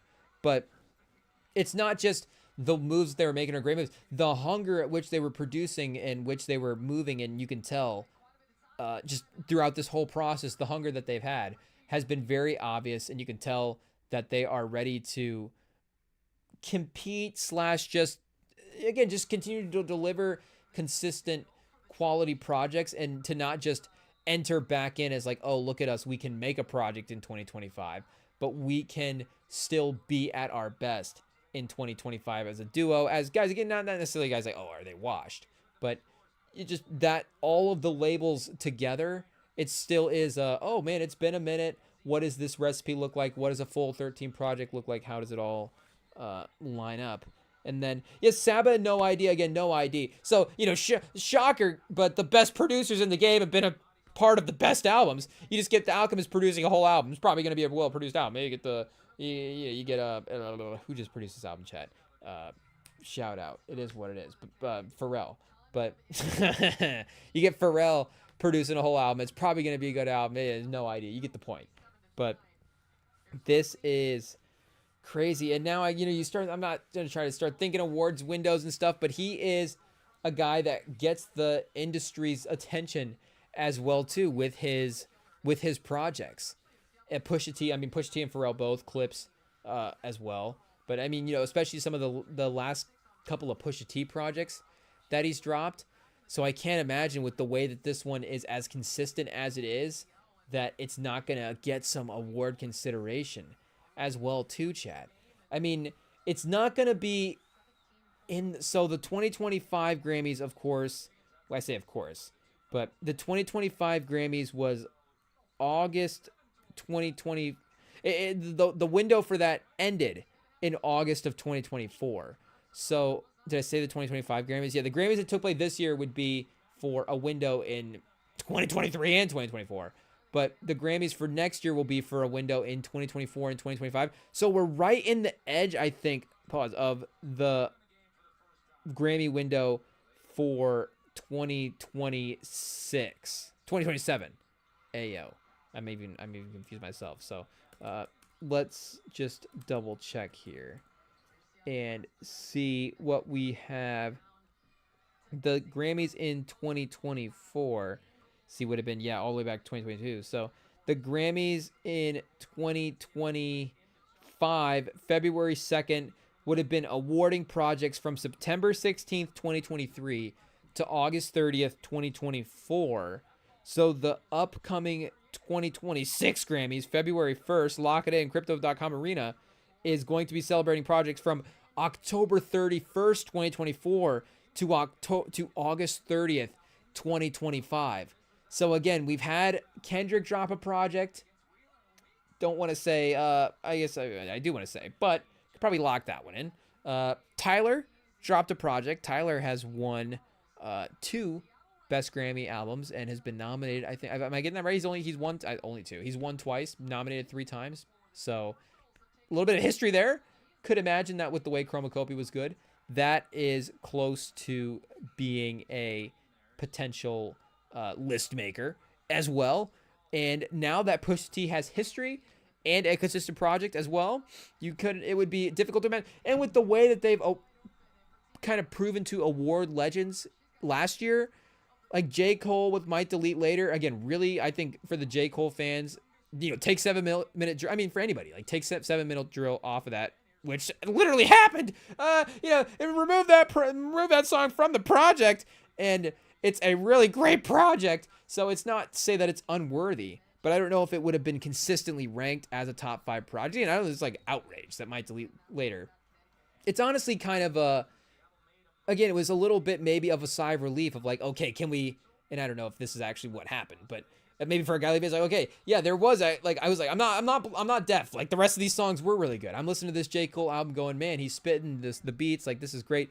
Might Delete Later. Are these is this the pre-lux to the fall off? What Jid's doing right now, but a full album worth of that? Like if this is just the throwaway songs, or was he cooking these up? I think he was cooking some of that stuff up in the moment as well too. Maybe a lot of that. Was it just like as well? Did he just like cook up an album? And he's like, I'm just making an album right now. I'm just going to drop a mixtape because I just want to prove that this is what I'm capable of. And gets nominated for a Grammy. Again, just unfortunate moves. Just kind of derailed some of that stuff. But the project and stuff. But again, they give Cole the nom. They give Common the nom. They give Eminem the nom. And then Common, J. Cole, Eminem, Doechii. And then who was the other one? Don't remind me, chat. Don't remind me. We will not guess. We will definitely look up, but we may remember right before we get there in the scroll. Let's see. Winners and noms. We want the rap field. R&B, shout out. But we're not thinking about that right now. Best rap album. Best rap performance. Future and Metro. How could we forget? Hey, yo. Because we're thinking Kendrick. But, Future's a legend as well. I mean, both those guys are legends in their own right as well, too. So, everybody, I mean, and then Doechii just, again, the skyrocket rise for that album after the release and the way it was able to pick up steam. Like, a different story for it to get there, obviously. But it did prove that in the rest of the field that they were looking at, that the legendary stuff was some of the stuff that maybe set it apart from some of the other guys. That these guys have, and they were still able to deliver certain consistent projects as well too. So, I mean, again, I'm not even making, like, obviously the legendary, the names that I just mentioned, Kendrick, Tyler, and Pusha have dropped 3 better albums than than Common, Eminem, and J. Cole. It is what it is. And Future and Metro, to be honest, I would say it's better than all 4 of those albums as well too. Is it better than the Future and Metro? Is this better than Future and Metro, Chad? I mean, the high points of that album are obviously about as, there's pretty incredible high points with like that. Everyday Hustle is a really great song. I mean, there's some really fun songs on that album, but this is, great. I mean, again, we'll have to see how the full project sort of sticks in the replay value. Is Ace Trumpets as just sort of the single branded thing going to be the one that makes the rotation? Is there going to be the couple that we just really gravitate to? Of course. But, again, well, I guess we can't get too caught up in the moment because it's already happened, chat. But to get caught up in the moment, I will say that this is about as good of a project as we've listened to / had in our existence, release since we've started really focusing on the album release stuff. This is an incredible project from our guy Pusha T. So shout out, chat. Unfortunately, I don't know if his day gets a little, a little turn the other direction. Pause. But just our guy, the Biebs, was just like, I just need to drop an album as well too. So I don't know if my phone's gonna have enough battery to play the rest of this album. How long is this album, chat? Ayo, 54. It is what it is. Do I have? Oh, chat. I don't know if I'm gonna be able to get a phone charger. Okay, let me take a quick break. We gotta get a phone charger. I gotta keep playing this. We gotta keep playing this music. Maybe a little Biebs, maybe a little Pusha T. We'll see where it goes. Chat. We'll be right back. I gotta get the phone battery life going. Well, give us a second. Don't go there.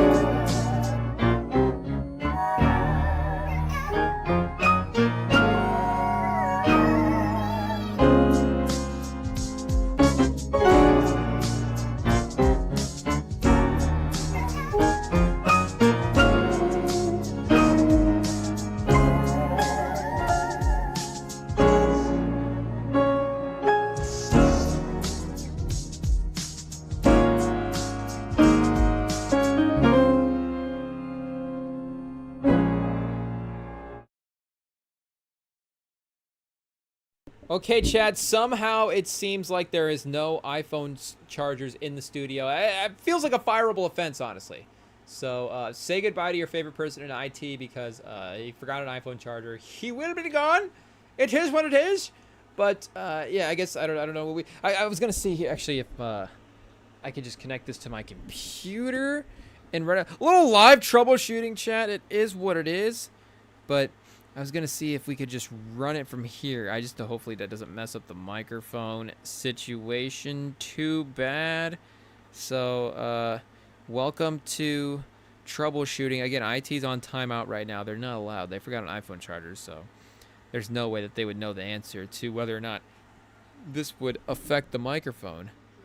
Let's see what we got here, chat. I mean, come on. Did Pusha T feel like featuring on a Bieber album to help with the rollout? He's like, hey, let me drop a freestyle on that beat. The only reason I saw this one was out, chat, was because I was seeing what was else. You can get a little hip hop calendar on Wikipedia. You can go see what the releases are supposed to be. Are we still going on the mic? Okay, I think, yeah, here we go. This will be good. We'll be fine. The phone will be dead, but who needs it, chat? I'll just the idea. That shows you 2025. Just the idea of me sitting here with my phone out of battery is like in the back of my mind. It's just like, oh man, I gotta get my phone to a charger. It is what it is. But I guess we'll persevere, chat, and try to play the music off our computer. Hey yo, oh man. Times are a changing, chat. It is what it is. But I guess I'm still on the Push T album here as well too. I went to see what else was like. Okay, is there any underground guys that are kind of dropping? I think Burna Boy also dropped an album as well too, chat. Let's see our guy Burna Boy if he has a new release for 2025 as of today. He might have been. No sign of weakness, chat. Burna Boy. Here we go. 16 songs, 47. Burna Boy, shout out. Travis Scott and Mick Jagger on a that's Shabuzi, chat.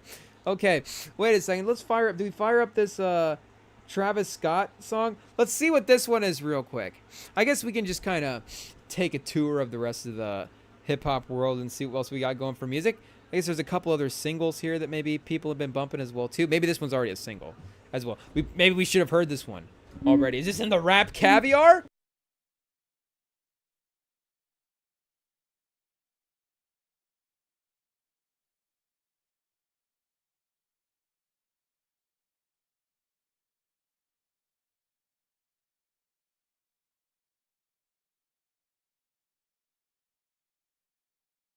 Okay, Chad, I don't know if they're trying to model some of the Pharrell minimalist production. I mean, Burna Boy's obviously been in sort of this kind of lane for his career. Is Travis giving you a verse, not like a hook or an ominous sort of vocal performance going on? I feel like if you get Travis featured on a song, you got to get some moo. You got to get him humming something, Chad.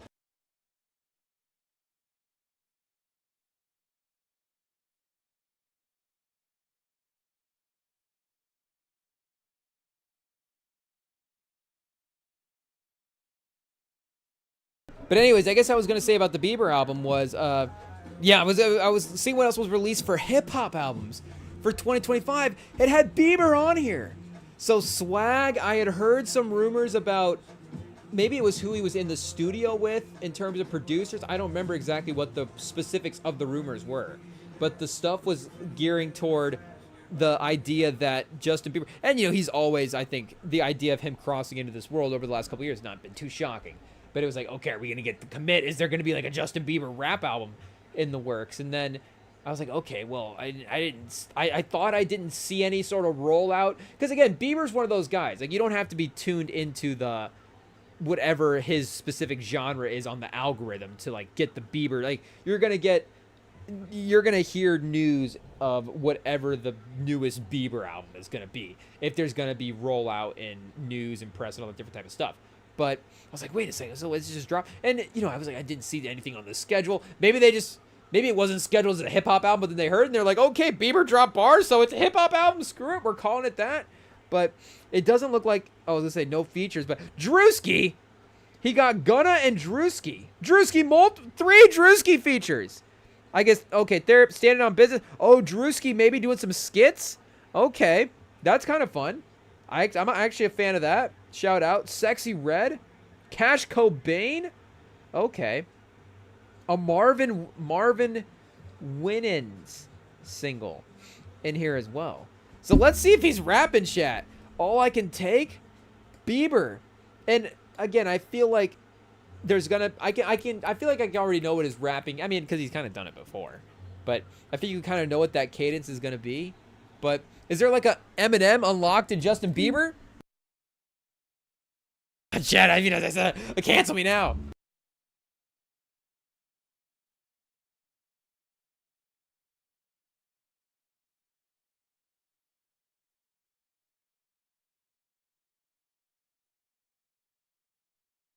It feels a little poppy to start, chat, which is not bad. It's Bieber, shout out. But I want to hear if he's rapping. Where are the bars? Get in a diss battle with Pusha T. You go. Maybe Bieber goes after Travis Scott too.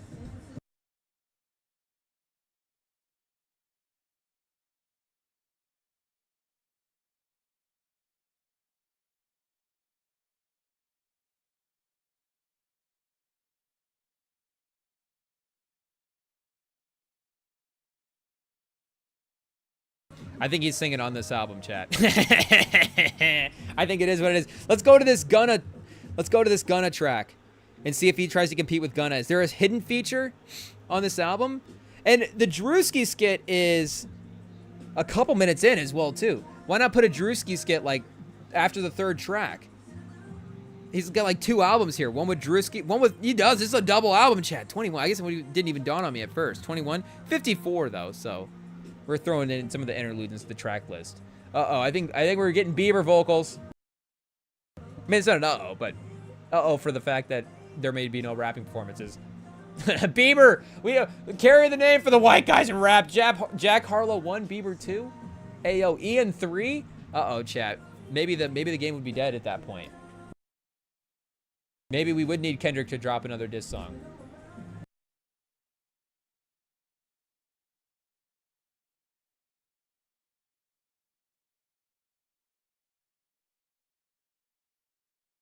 We need this Gunna-verse. Where's this Gunna-verse?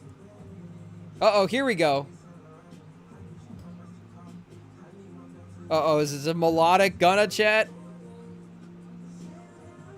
Okay, shout out Gunna. He kills the melodic performance on this chat. Let's see what the Drewski skits are. Are we gonna get taken down for a Drewski skit? Imagine, chat, the bots. That would be crazy. We can't even let a skit, an interlude play. I feel like it's the music that they're worried about, right? Or is it just the any vocals that they hear from an album? It's just that we're taking you down.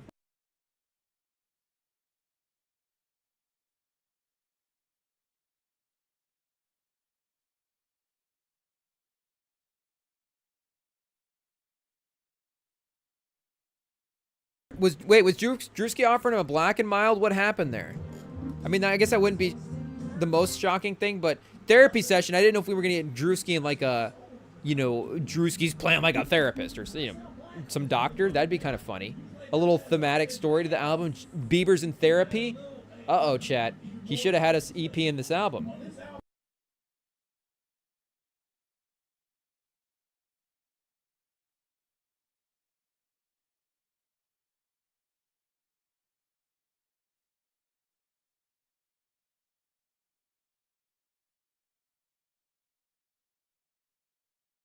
Wait, so Drewski said his skin is white, but his soul is not?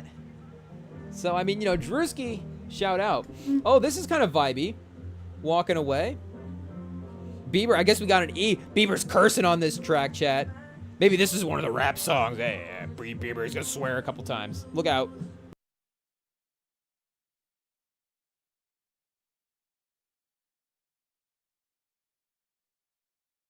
Yeah, I like the beat on this one, Chad. Who produced this? Because I was curious if he was working with some more hip-hop. It's not going to give us credits at this point as well, too. But this is like a nice, vibey, floaty beat right here. Very atmospheric. I like it. This is fun. We got a little I guess, voice memo interlude here as well. And he continues his run of features. Do we need this sexy red one? I feel like this could be a fun track. There's no way that there's not energy to this track. Oh, wait a second. Oh, maybe not, but maybe a little bit. Need this Drewski interlude first. Before we can go Drewski interlude, sexy red Drewski interlude. Cash Cobain? Oh, elite run check. Give him a Grammy. Justin Bieber's back. He's got sexy red and Cash Cobain in the track list.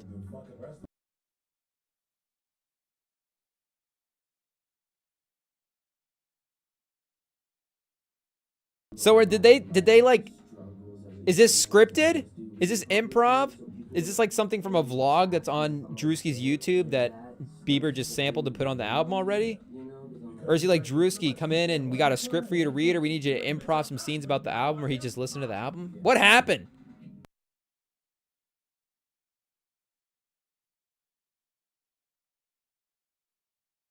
But Bieber, he's so wise, Chad. He's 26, right? No, I think Bieber's in his 30s. How old's Bieber? Bieber's, I feel like, the NBA player where you're like, wait a second, Bieber's still in his second contract? Like, Bieber's got a third contract? He might have a second life? Yeah, he's not even in his prime yet? Because I feel like there is still that prime. He's got, again, the little more, some years under him. I mean, again, I don't know his life and what he's going through or whatever, but you would at least the different perspective shifts over time, and then his ability to work with different producers and to form his sound, like all those things would come together as his career goes along. Like we're saying with Pusha T. I do like the production and the end of this album is I like the vibiness of it for sure. Again, a sexy red is good on some of these maybe more high energy tracks. Here, I feel like we're too loud. We're definitely gonna get taken down at this point. We're probably way cut down at this. There's no way they let us keep going with as loud. Are the bots slacking? Bieber chat? Imagine the bots are slacking on the Bieber music. That would be, I feel like, a first. Let's see if we are still okay. I think we are. Oh, chat. Look at that. Okay, we're still going. We're still good to go. Thankfully. It is what it is. But, yeah, you know, again, the way he's been tuning some of the stuff over the last couple, I liked it. But it's been a minute, which was another reason why I was like, okay.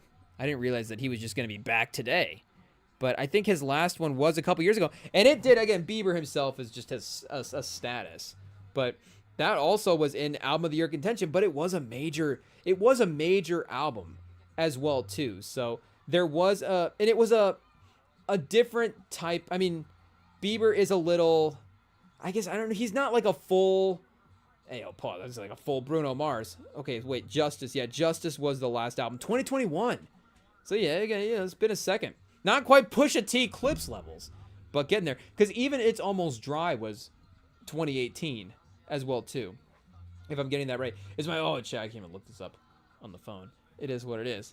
But again, you see obviously the numbers are gonna be crazy for this. But with the songs, yeah, I guess Holy with Chance is at 800 million streams. Off My Face. Whoa, pause. 400 million. And then what's the other? Hold On. 800 million streams. As well too. Ghost at 1.9. Peaches, yeah, this is the one I was thinking of, with Daniel Caesar at 1.7. And then Lonely Benny Blanco 900. So you've got 4 at over 800 million streams on this album. 4 pretty massive hits. Almost everything at this point is over 100K outside of the MLK interlude. Be better, people. And then Love You Different featuring Beam is almost at 100 million streams as well too. But again, this album had the big hits.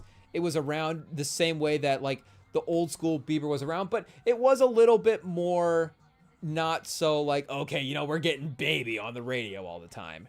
Or, you know, I can't even some of the other, here, I give me talking like I know what these hits are gonna be. Oh, it's gonna have all the singles in here as well too. We just want the albums mainly. and I guess remembering on what's on each album as well too. I feel like there's one that is Purpose. Is there an album that I'm thinking of that's not here? Changes, Purpose. I don't know, chat. Is What Do You Mean just a song? Or is that an album as well too? Let me see what we got here. Hey, yo, I feel like that should be an obvious one at this point. Just a song. Okay, it's On Purpose. Hey, yo, chat. So yeah, let's go. Let me double check here. The Bieber discography. What's on this album? What Do You Mean? Sorry, Love Yourself.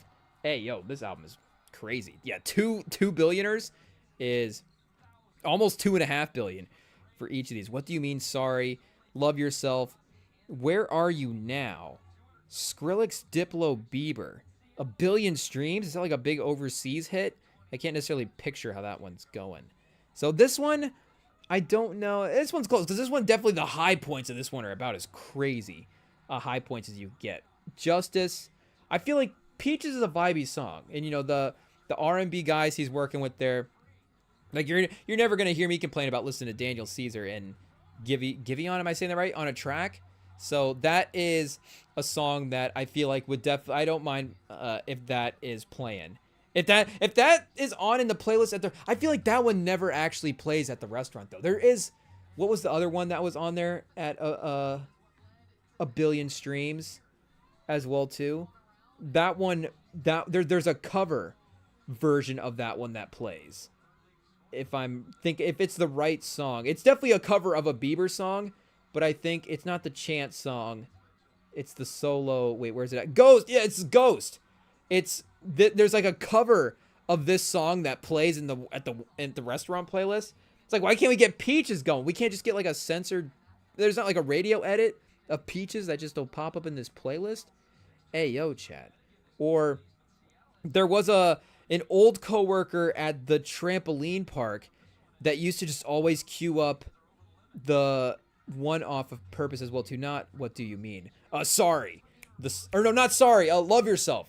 Love Yourself is the little like slower tempo kind of one. He'd always just queue up Love Yourself. I was like, hey, this is a trampoline park. You know, we're trying to get people jumping around here.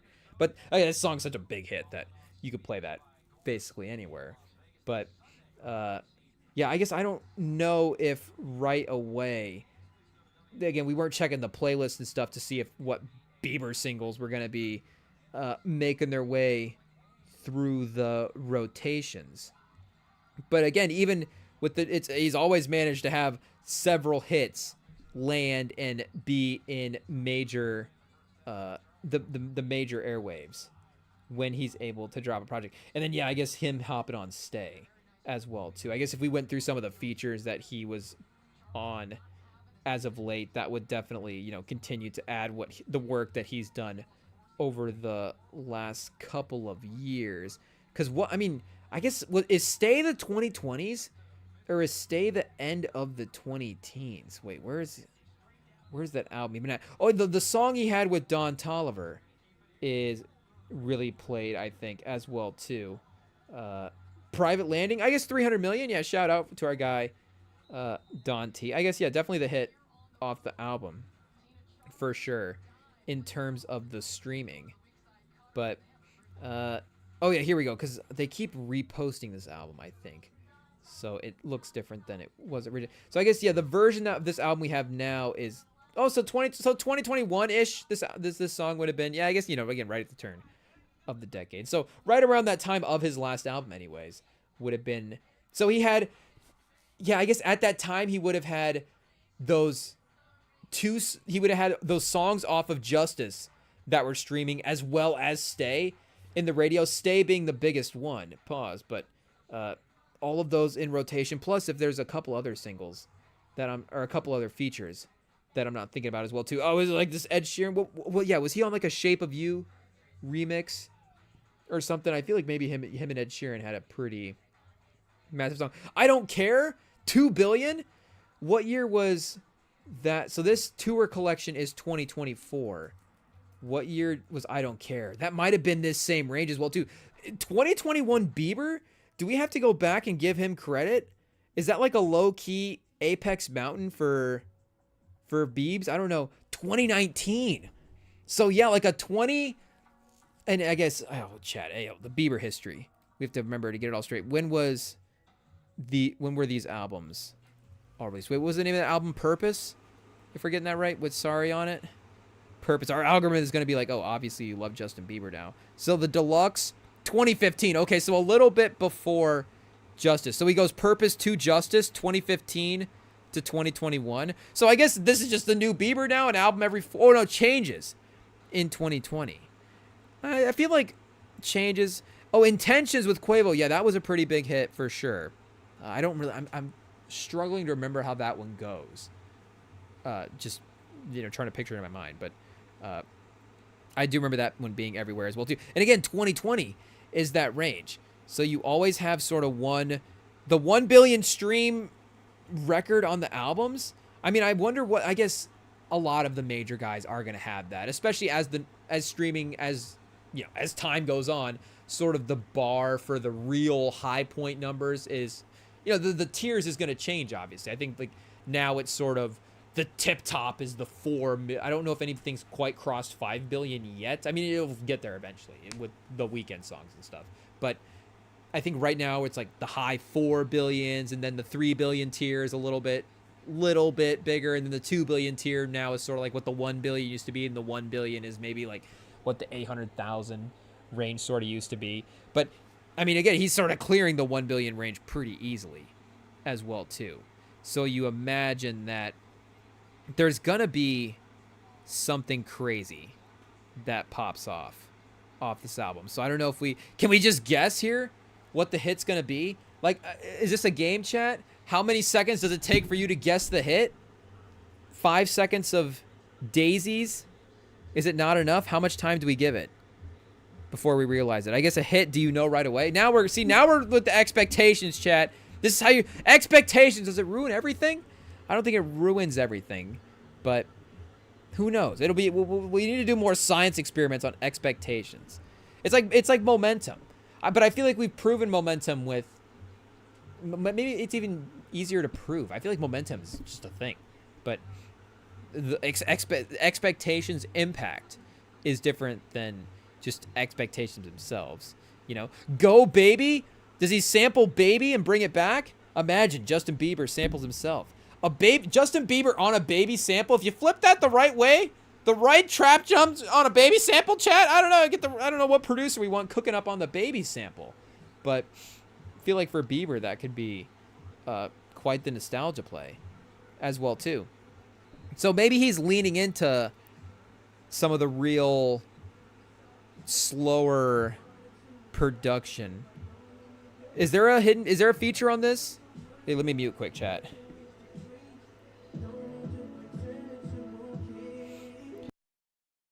Vocal on here. So there's got to be some other unnamed features throughout. I don't know if this track is also going to not have credit. Bieber, get your credits up on your track. Hey, yo! Def Jam. What's going on here? Butterflies? Bieber going to compete with Travis Scott in the algorithm? Whose fan base is more crazy? I guess who is, I wonder, streaming more right now? Just on the power of some of these Bieber songs alone. Again, he hasn't dropped again since 2021. So only one album this decade itself, the 5 years of this decade. Yeah, he's at 81 million, chat, still. Holy cow. Top 10. Bieber's still a top 10 guy?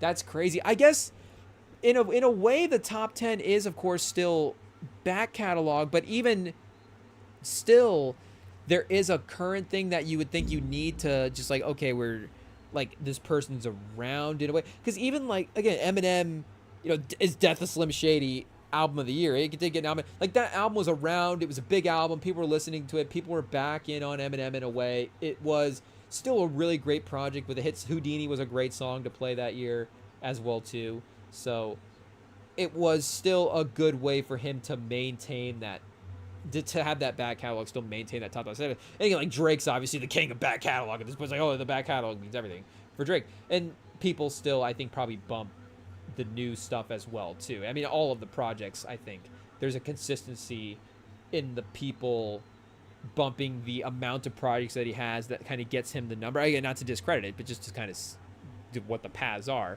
Where Kendrick has that a little bit as well too. Like, I mean, Drake does just have like every album just gets like a certain amount of streaming, whereas the Kendrick albums are a little bit more streaming per album, but he does have, I guess, fewer albums. That is, as if Kendrick had more albums, you know, who knows what the number would be, I guess.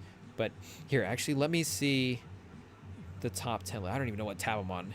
I'm showing you guys right now. Okay, I'm showing you guys the Spotify here. Let's go see if we can actually pull up the Spotify artist rankings real quick and see what the current top 10 is, because I think we could guess the basic names. But yeah, monthly listeners, here we go. Hopefully Wikipedia is pretty updated. I think this is going to be pretty current. What happened to our 2025 year? Bruno Mars just dominating, chat. Ayo, it is what it is. First artist to hit 150. Shout out to Bruno Mars for his domination. Here we go. Let's just go K-Warb and see what we've got as well too. You imagine, again, like Bruno, Lady Gaga, Kendrick, and SZA are going to be in the top 10 or around there. I guess Kendrick at 11. Where's SZA at? 16 people. What are we doing? SZA at 16. It's crazy.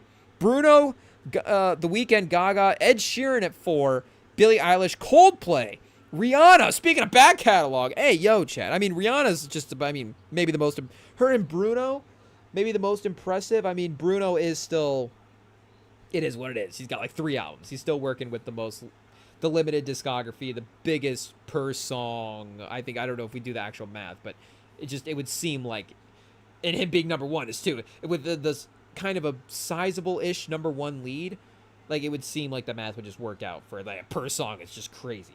Or the ones that, you know, are streaming super crazy are just insane. But Rihanna obviously, you know, hasn't dropped an album in a decade at this point. So, which is, I mean, a decade, chat. Hey, yo.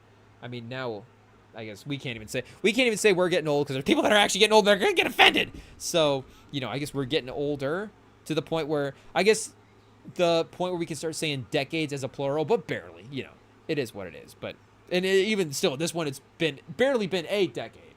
It's still almost a decade, I guess, at this point. But that's still too long for a Rihanna album, chat. It is what it is. But, I mean, and that just does speak. I mean, there's, yeah, very few catalogs where you just like the music just holds up on, you know, replays so well. And it's just, I mean, even the great people whose music does hold up, again, they, like, Drake will never be able to be in this argument in the same way. And again, his ability to consistently produce over time, you know, even a guy like Wayne as well too, his ability to drop so much material is, or, you know, Ye before stuff went down, it's like, okay, his run was able to extend. Even here you were getting quality in Donda as well too. Donda is a great album. There's phases to this, but again, the careers, you're almost able to get a variety within the careers. Again, not to say that you're not getting that with Rihanna's career, obviously, but just the fact that there is, you know, less variety than some other people, and still the catalog just holds up and hits as fresh every time. You know, it's just incredible stuff.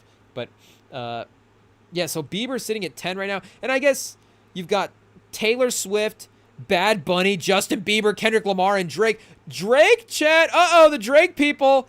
They're going to start getting the names back. The conversation's going to start firing back up. 80 million to 80 million right now. Kendrick and him are in the monthly streams. Pretty close. I think the daily streams as well, too. Here, let's look up the daily streams real quick for him. And again, you know, what's going to happen? Great legends are all going to get streamed. You know, there's going to be guys that are going to have their peaks and valleys, and they're all going to get streamed a lot. Like, shocking. But, you know, again, Kendrick hit heights that no other hip-hop artist hit.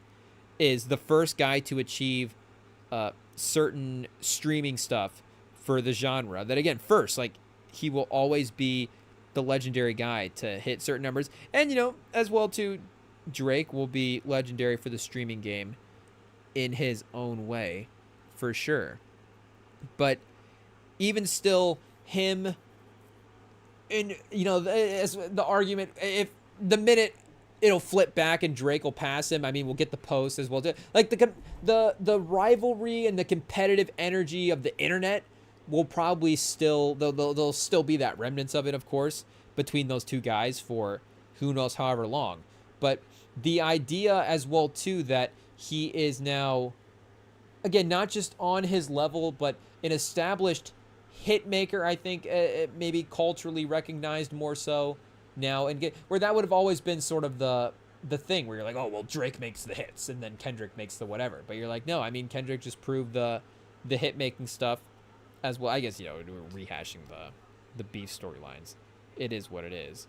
But we were gonna look up, and I guess I actually haven't personally looked up this ranking in a little bit, chat. So hey yo, I am gonna see what the updated list is here. I probably haven't even looked at it since July, so I guess are we slacking?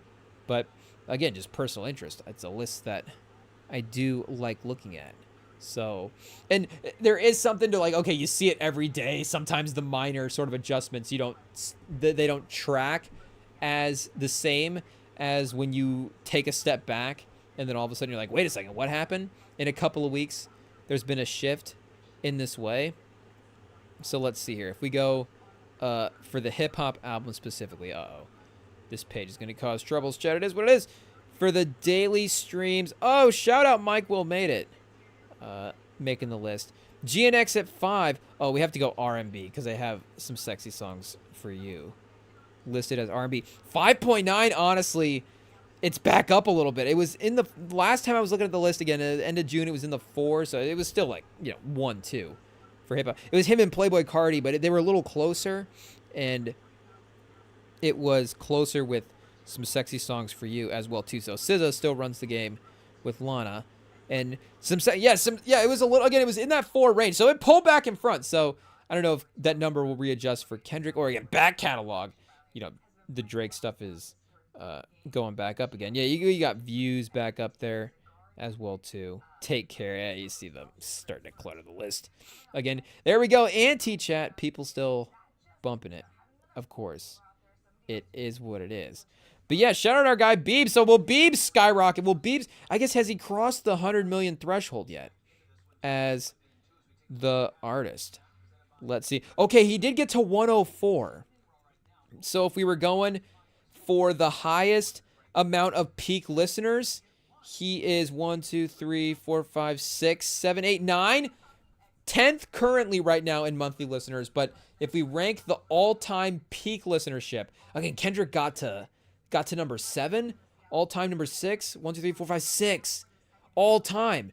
Bruno, I mean, again, where's the other hip-hop guys in this list? We've got even Post. Like, Post with some of the individual album numbers are incredible, but that monthly listenership, 98, I mean, again, we're not discrediting as 98 million monthly listeners. Just saying, what the heights that the thresholds that Kendrick was able to achieve, that all-time streaming level, to get in that threshold, because again, like Swift and Weeknd and Gaga and Mars are all, and even Ariana Grande as well too at 123 is insane. When was that, Chad? Whoa, 123 is crazy. I guess she's up there as well too, but it feels like she is even compared to Kendrick, he goes back into the 20 teens.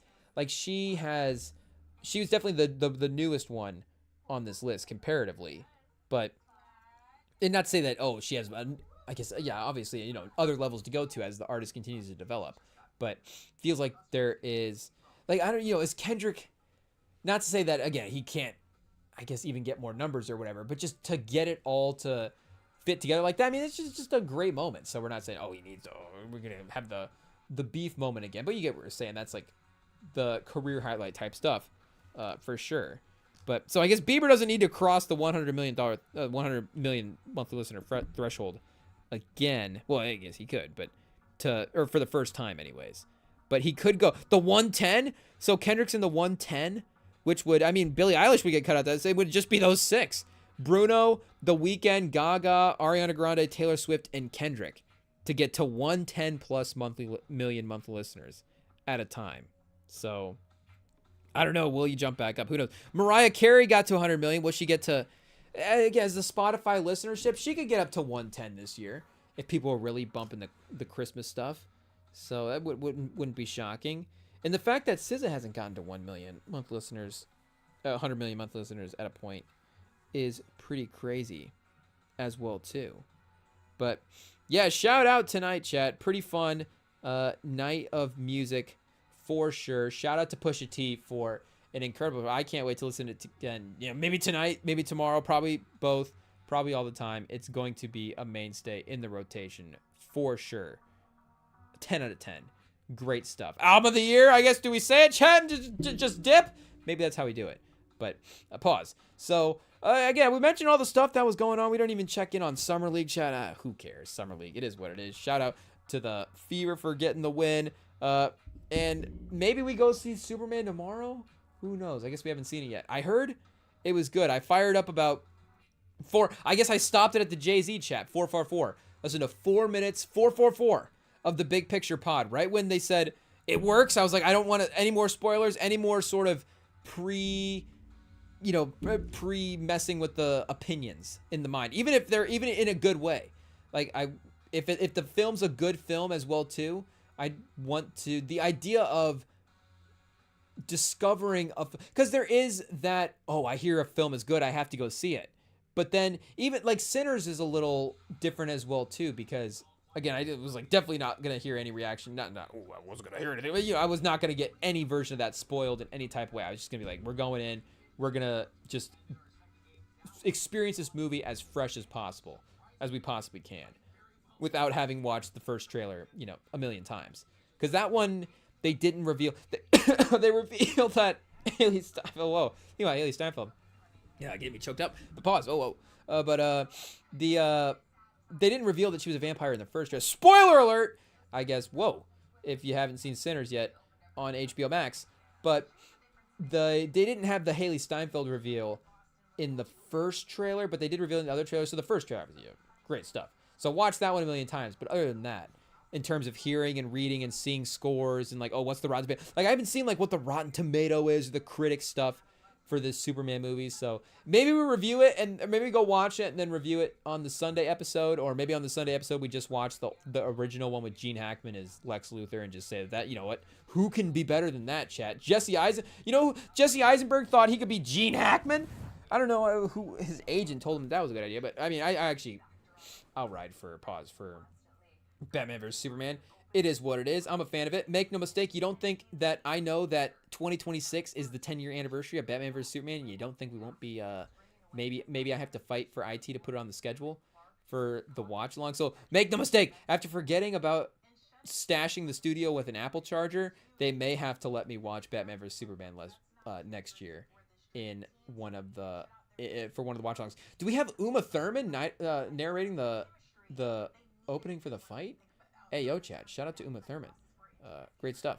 But, yeah, so I guess we'll be back Sunday. Superman might be in the mix. We'll see. Hopefully it is fun. If it is, otherwise, we'll just watch Sinners again and call it a day. But we'll be doing that here on the YouTube, of course, if you guys want to subscribe and follow along. The podcast feeds, if you want to listen to this, the music ones, of course, with the mutes and going in and out, might not be the most ideal. But in general, the episodes go up on the podcast feeds as well too, Spotify, Apple Music, all the various ones. And if you guys want to send us a message, you can DM us at REMINGTOM on Instagram and connect with us over there as well too. We always enjoy that. So we will be back, like I said, Sunday, hanging out. Be here, chat, and we will look forward to seeing you.